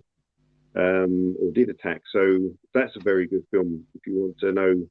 So it's just sort of pre to the war going global, and even the Germans getting involved. And another much more harder hitting film, done in black and white, City of Life and Death. Now this is a hard film to watch, but again, if you want to know these facts and things, then I definitely think this is worth watching. So another film I watched recently, when all the fireworks were going off on the 5th, I thought, well, what better than to put a war film on and have more bangs and cracks and whatnot. And this film called Hurricane. Now, you know, we've all seen the brilliant film The Battle of Britain. Well, this sort of educated me in the fact that we didn't really win it until the Polish and the Czech and the other foreign pilots were allowed to get involved. So this is one version of the story. I think this is sort of a UK mixed. He's in is he not in Game of Thrones? Yeah, he was. Yeah, Yeah, I've seen that Hurricane. Yeah, and then can't remember much about it, but I've seen it. Yeah, and then you got Milo Gibson, Mel Gibson's son, and so there is actually a Polish version, a Polish government-backed movie called 303 Squadron. They're both very good films. They've both got different levels of sort of special effect qualities and whatnot. But I think they're both very, very good films. Yeah, Hurricane's one of them lesser budgeted films that you get. But I would say better than maybe the Indianapolis one. Yeah. So you may have all seen or heard of Operation Mincemeat in the cinema recently. If you haven't watched that yet, I actually urge people to watch this version of the story. The Man Who Never Was. Now, obviously, this was done in the 50s, and a lot of information would have been withheld. But I think what sort of happens at the end of this becomes even more poignant when you watch Operation Mincemeat afterwards. I mean, they are the same story, but obviously Operation Mincemeat can go into more detail because so much more information can be classified. So I don't know what to pick that up. But, another great sort of slightly obscure one, which I didn't know about until Network released it, and that's Five Graves to Cairo. That's a sort of typical story of territory suddenly being in like the British hands, and then suddenly being in the German hands, and you don't know where you are and who's occupying which bit of land and that kind of thing. So that's a good film to sort of to watch. And then I'll save that until last. Battle of the River Plate. This definitely needs a Blu-ray release. I've seen it on TV in HD, and the picture looked absolutely stunning. No, actually, both of these films. The reason I mention these mostly is because my mum's uncle is William Squire, and he's in both films. Wow. So that was kind of cool to have a bit of a family connection there.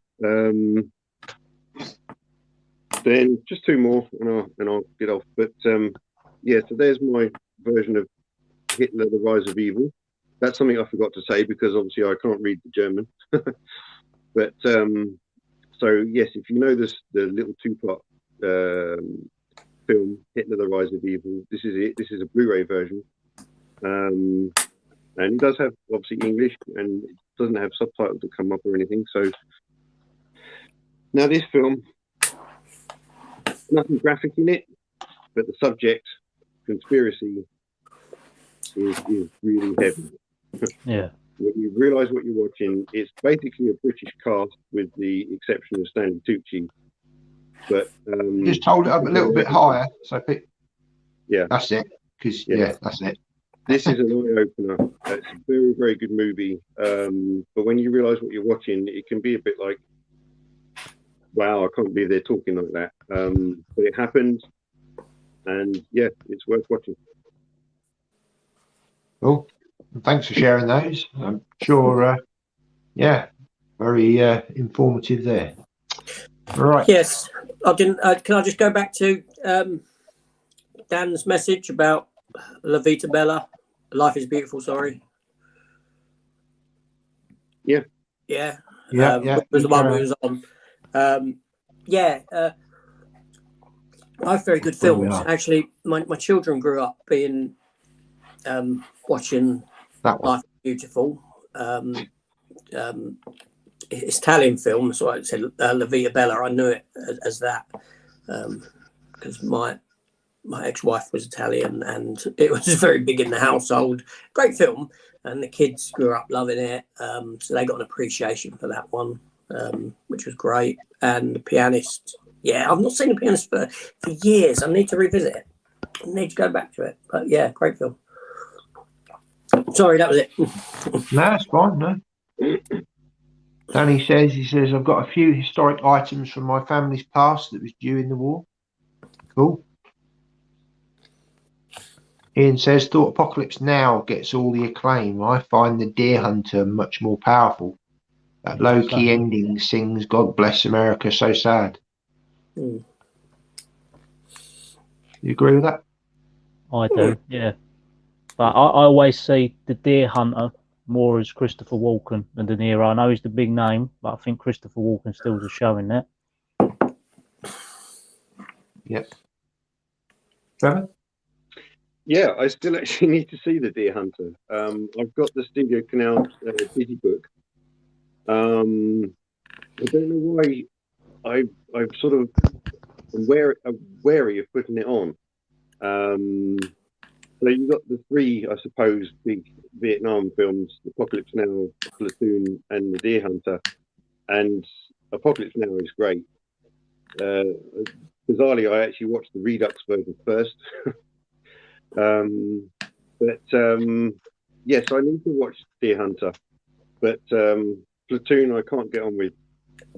Don't like it. There you go. Yeah, I mean,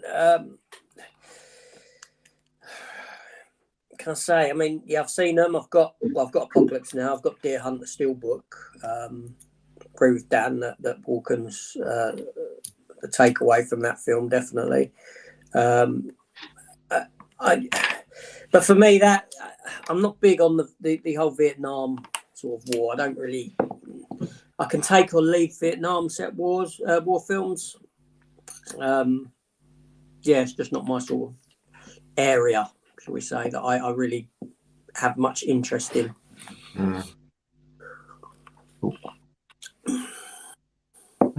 There's also another interesting war drama with James Gardner and Eva Marie Saint called 36 Hours. intelligently thought drama thriller came out on HMV Premium.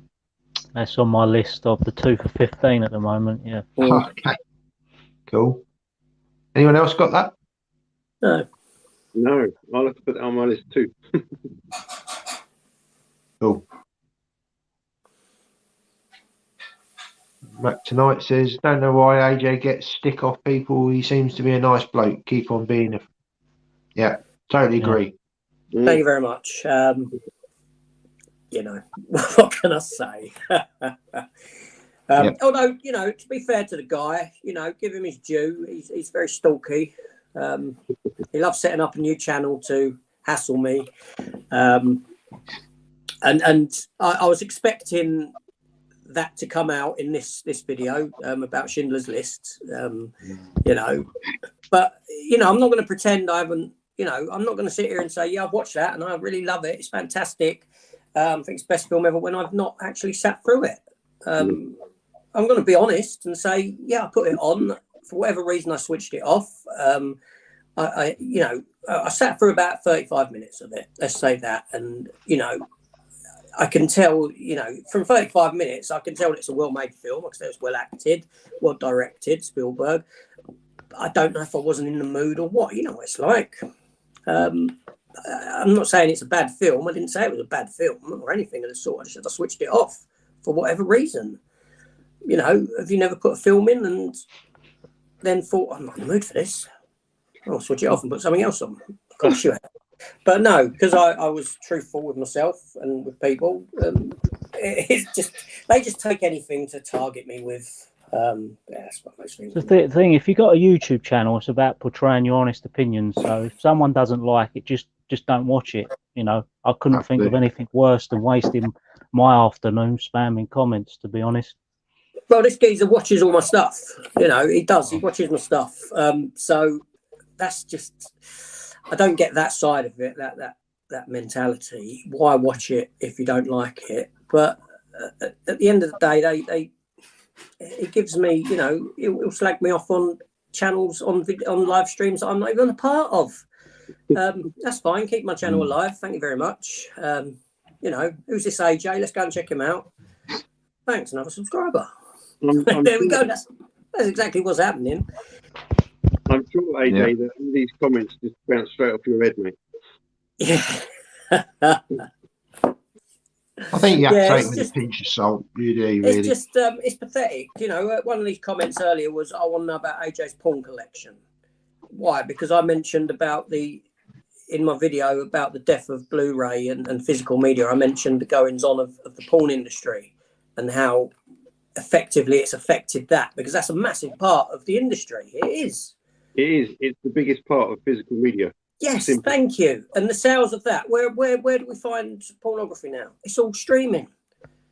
It's all streamed. You don't go and buy. No one goes and buys DVDs or Blu-rays of it. So that's just a reflection of what's to come. But no, because I mentioned it. Oh wow, I'm like, yeah, you know, come off it. Yeah, just like my job, the company I work for, obviously we had to sign various things because Disney was one of our clients, but we couldn't do any adult material. Yeah. Now that didn't mean that we got a few titles that had some in, because we did. And Base Moi, if you've heard of that Arrow released, is one of them.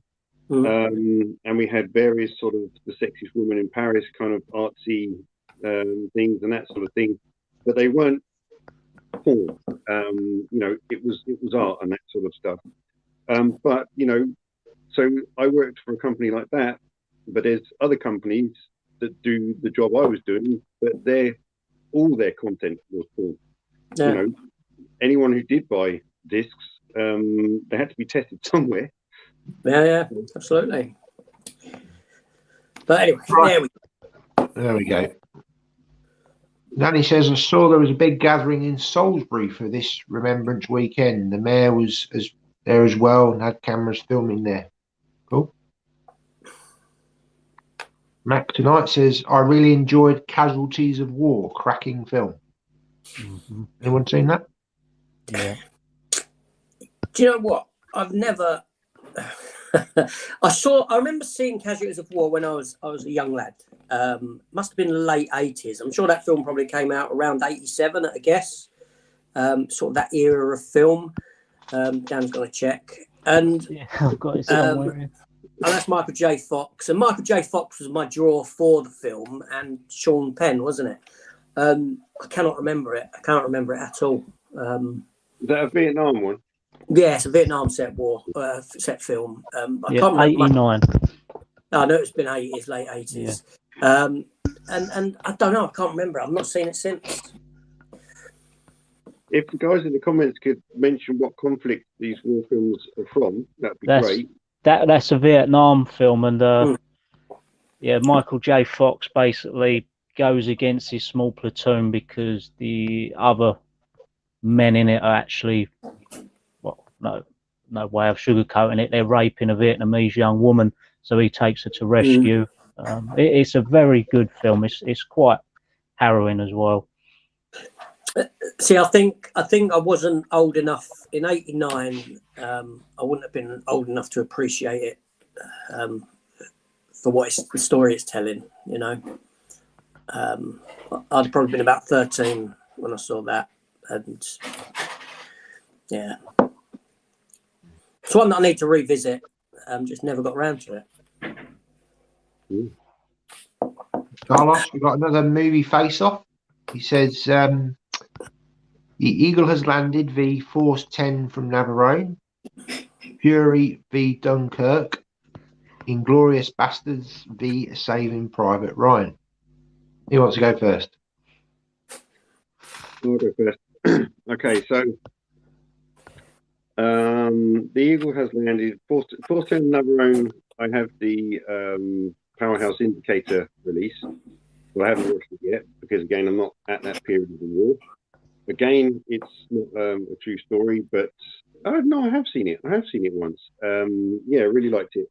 I think the Eagle has landed out of that one. And Fury and Dunkirk. Now, which Dunkirk? Is that the 1950s one or the Christopher Nolan one? If it's the 1950s one,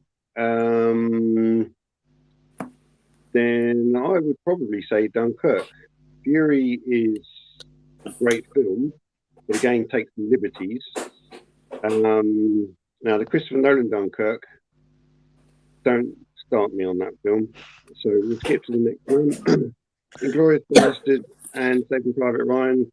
I've yet to get I've turned Inglourious Basterds off. So I've tried watching it, but no, I turned it off. I need to get through it, and I need to find the original because there's an original black and white one, I think.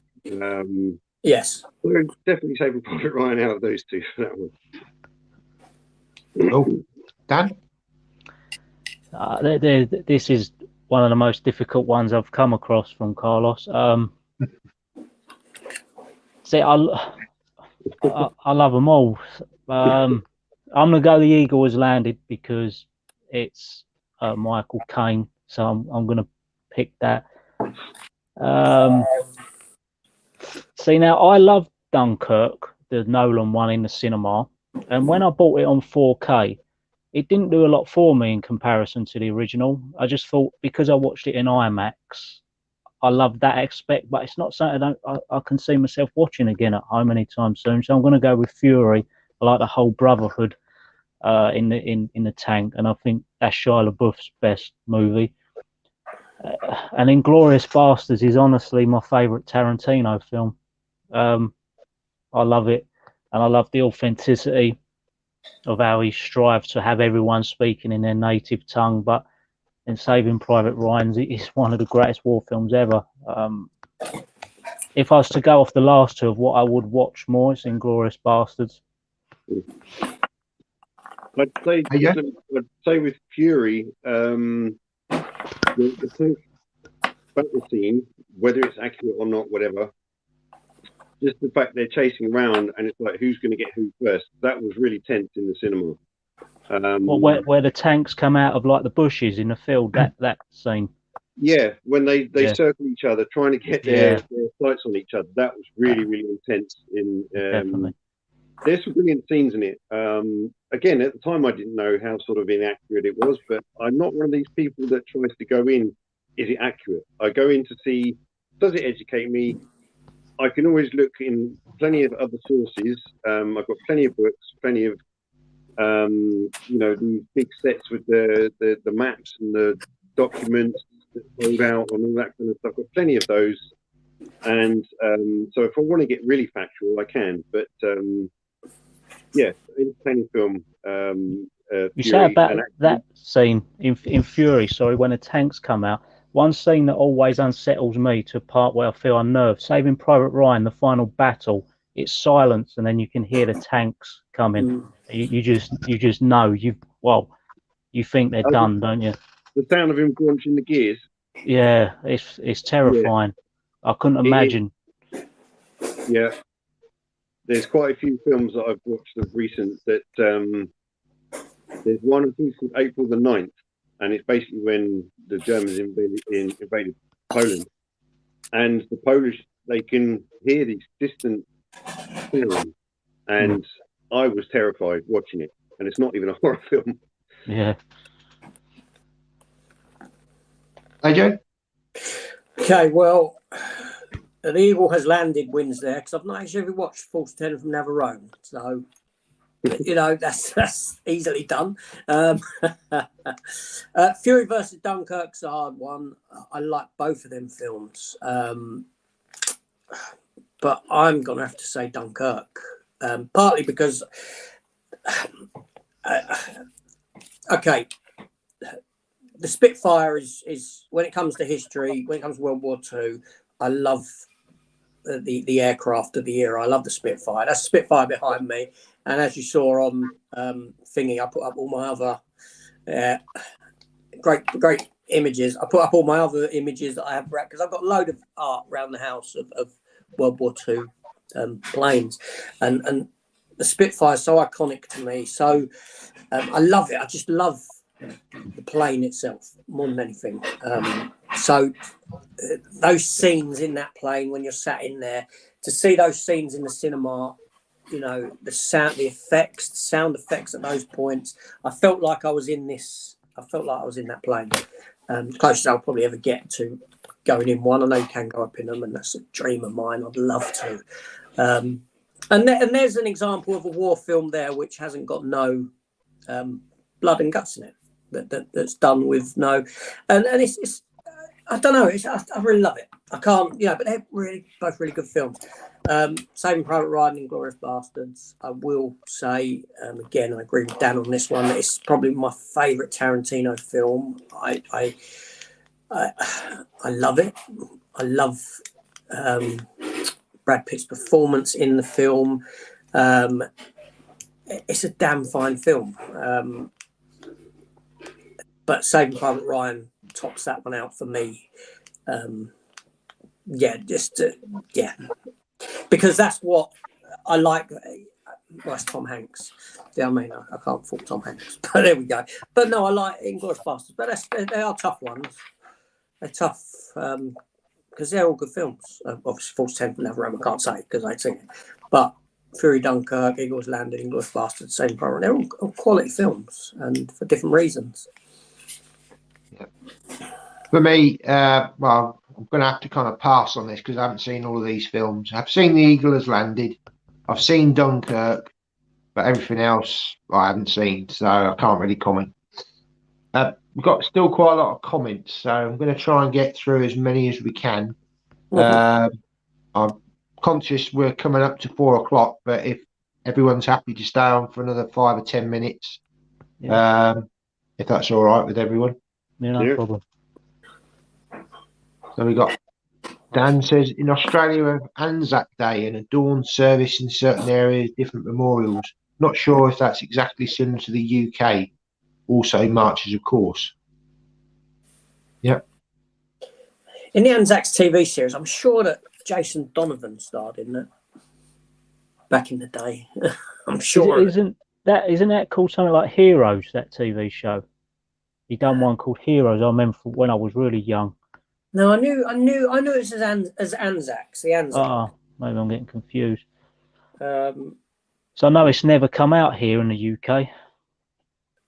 It would have been on TV. The Anzacs would have been on TV over here.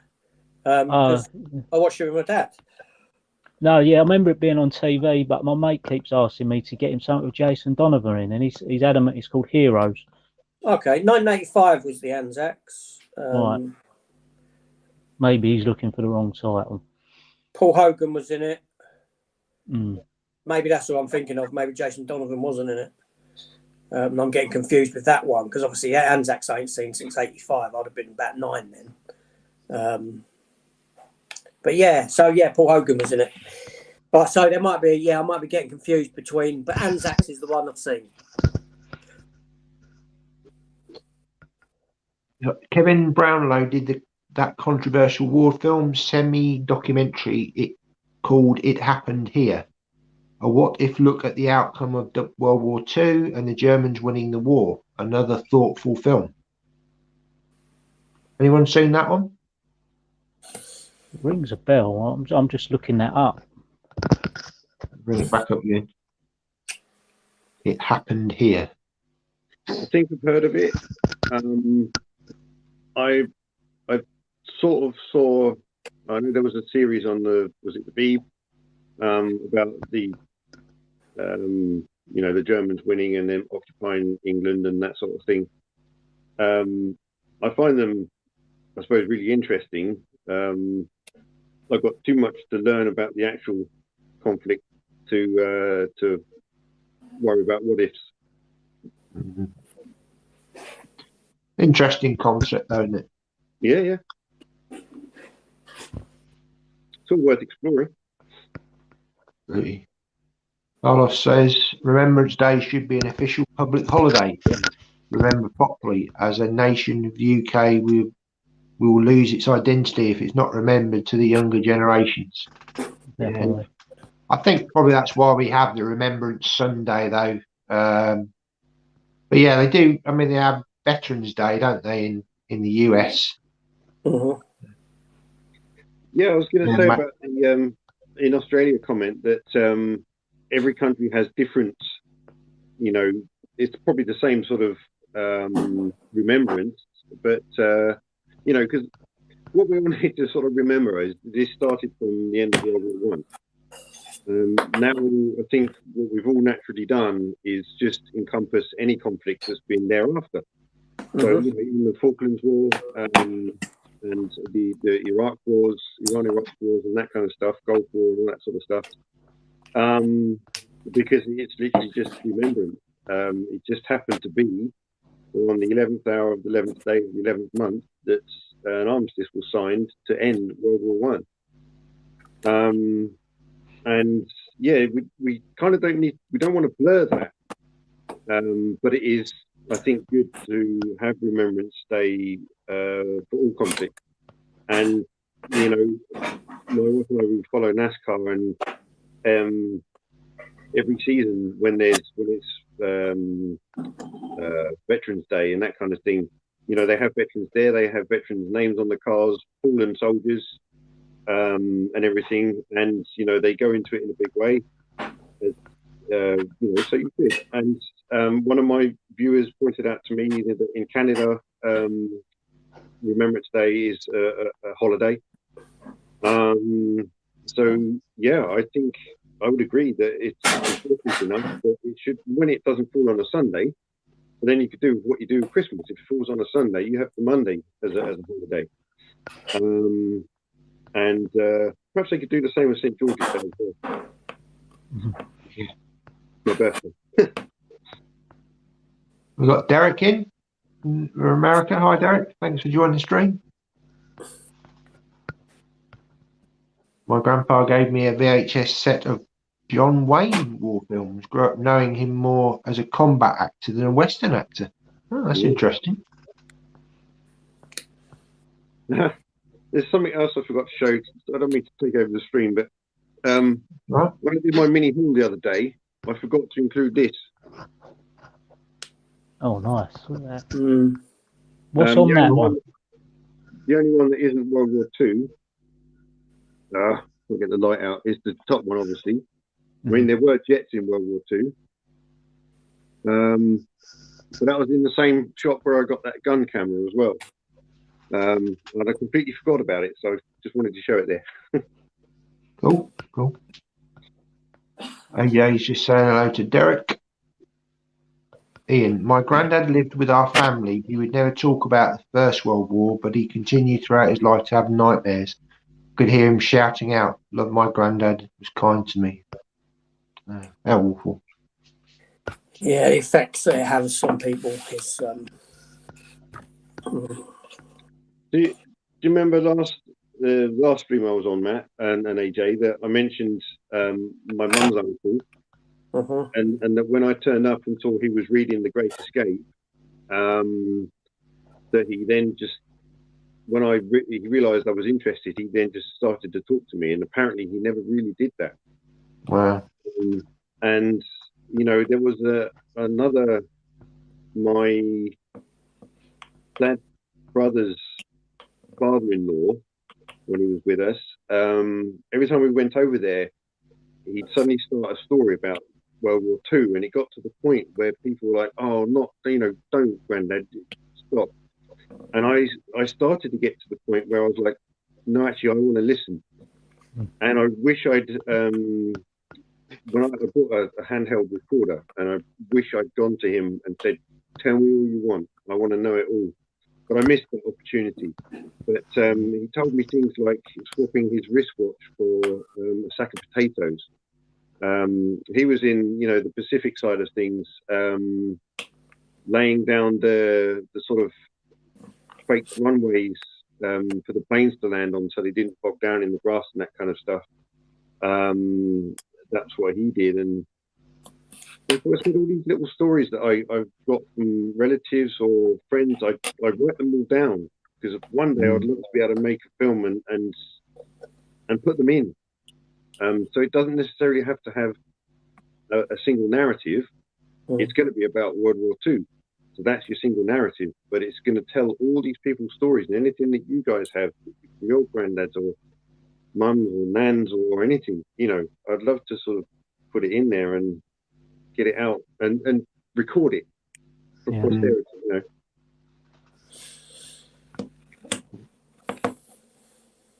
Derek says, Miss Miniver is a propaganda film I enjoyed. Oscar Best Picture winner. My understanding is it was written to increase our pro-British stance as we headed to war.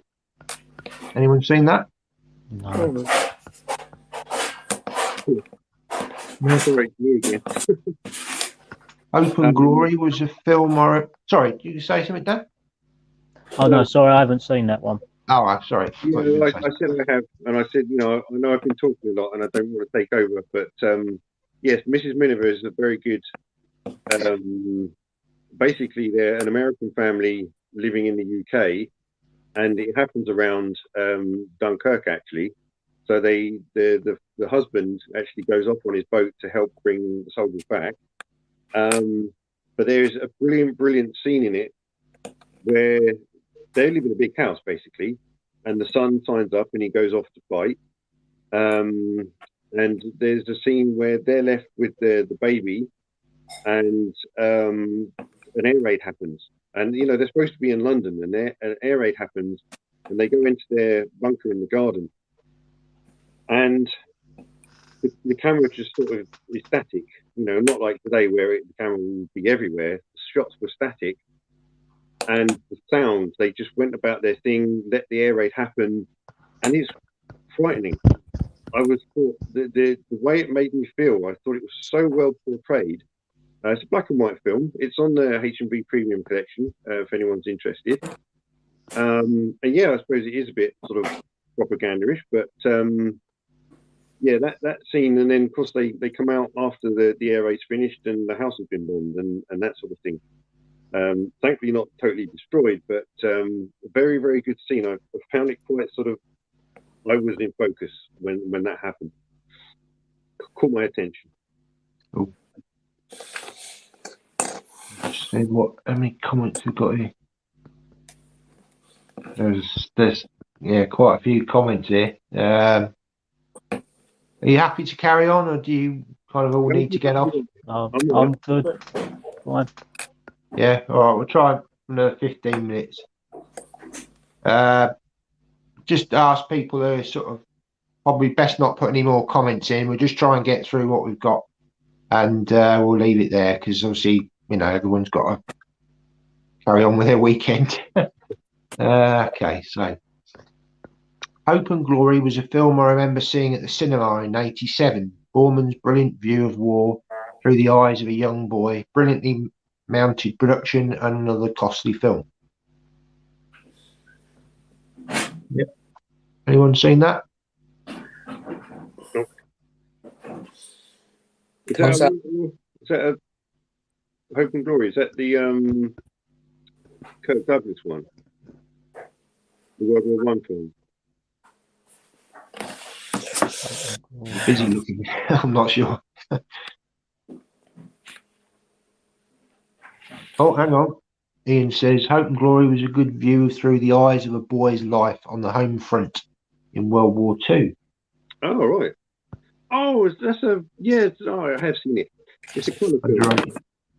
Carlos says it's underrated. Yes, it is a good film. Yes, I have seen it. Very good. Okay. Ian says, what do you think of Testament of Youth 2014? Anyone seen that? Oh, that's Tomb Raider girl, isn't it? Alicia Vikander. Is that yeah? And someone from Game of Thrones. I get two of them mixed up. I'm not sure. I've not seen it. Game of Thrones guy in it. I've seen it, but I can't remember anything about it. It's complete blank. Anyone else? I haven't seen it. No. We've got Jim Jam Movies says hi. Hello, thank you for joining. James. And he says, you are a top bloke, AJ. Thank you very much, mate. You all know that? As are you. He picks up some. He does my nutting because he just shows me all these fantastic deals that he finds all the time. Yeah, that's great. That's great to I've share. actually given him a shout. I've got a shout out for him in tomorrow's video. Actually, my weekly pickup video, because there's one item there that he pointed me towards. So thank you for that. I do shout you out for it. Carlos just says each their own, AJ. On certain movies, Inglourious Basterds is one that I can't really get into. Sorry, Dan. I know you love that movie. Well, we all like different things, don't we? The Film Fanatic, hi. That's the young lad that's been on your stream, isn't he, AJ? That's the one, yes. Was he in a film? Yeah, he's got a tiny part in the Railway Children new film. Yeah. Well, thanks for joining. I think only like a blink and you miss it sort of part, but yeah, Right. he's there. AK's here. Good afternoon, everyone. Hello. Thanks for joining, AK. He says, AJ, mate, plus Matt and Dan are all top honest people. Oh, thank you ever so much. That's very kind of you. Thank you, AK. Carlos says, Force 10 from Navarone, Fury, far better than I ever imagined, and Saving Private Ryan, my choices. Cool. AK says, Saving Private Ryan is a fantastic film, plus Dunkirk as well. I've not seen it. We've got Stephen from America. A little bit late. Stephen. What's up? Hi, Stephen. Yeah. Thanks for joining. Stephen's been watching a lot of films lately and he don't like none of them. No. Dr. Impossible says, another war film that stuck with me was Stuart Cooper's Overlord from 1975. Fascinating film with a semi-documentary style, intercutting events with the journey of a young British soldier. Anyone seen that one? That's on my list. That's on my list, that one. This list is getting bigger by the minute. I know. I've got it on Criterion. Have done it. I picked that up when I went to Flop last time. So yeah, that's one for me to watch soon.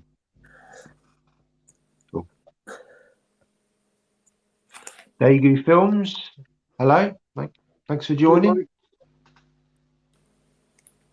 One of my favourite films, World War II movies, is The Big Red One. Yeah. Mm. Film. Yeah. I've yet to see that. I need to find a decent copy of it. Yeah, I've got a US copy of it, and it's very grainy, and the black's quite poor, so I'd avoid it. Oh, excuse me. Yeah, I think it's quite a big film, so I'm sure it'll get a decent release at some point. Yeah. Green Cracked. You got Carlos says Path of Glory is with Kirk Douglas. That's the one Yeah. I was thinking of. Yeah. Yeah, I had that out ready. That one. It's a brilliant film. Is it World War One day? Yeah, he's got a decision whether to go over the top in these trenches to more certain death than anything, and it's you put yourself in his position. It's just So the Filmmatic says, if you could pick only one film to watch, which one would you watch? Let's stick with the war films.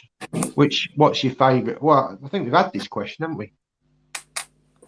Let's just go around again. What's your favourite war film? Can only watch one. Yeah, Downfall, isn't it? Yeah. Yeah, I think we've answered this, but Yeah. It's Saving Private Ryan, yeah. yeah, and AJ. Jojo Rabbit. Yeah, No, I really enjoyed Jojo Rabbit, actually. I thought it was a very heartfelt film. It was really good. But no, Saving Private Ryan. But no one's mentioned Jojo Rabbit. I think it's a really good film. Saving Private Ryan. Carlos says, take cares, stream fitting for the weekend. See you later, Carlos. Thank you. See you later. Okay. Filmmatic says he enjoyed Jojo Rabbit as well. Okay, I'm going to leave it there because, Stephen's saying have a good weekend. AK's asking about Black Panther, but I think that's probably for another time, AK, because this is sort of about war. But I think we'll leave it there for another day. I've not even seen it yet. So yeah. Thanks very much, everyone, for watching.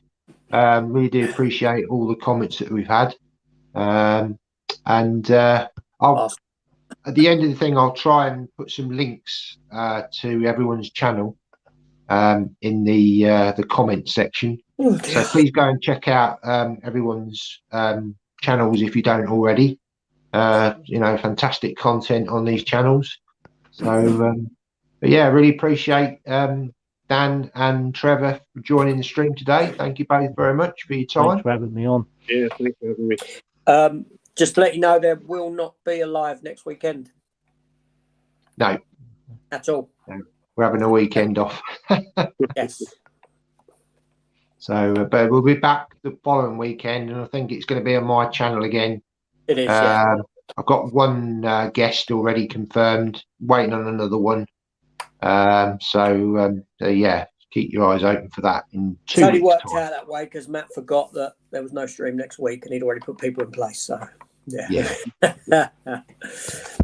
Got Ocean saying, great stream. Okay, enjoy the rest of your weekend. Thank you very much. You too, AK. Take care, mate. You too. Well, it just leaves me to say thanks ever so much for joining the stream today. And we'll end it there. So thanks ever so much. Take care. Take care all. Bye. Bye-bye. See you later. Bye.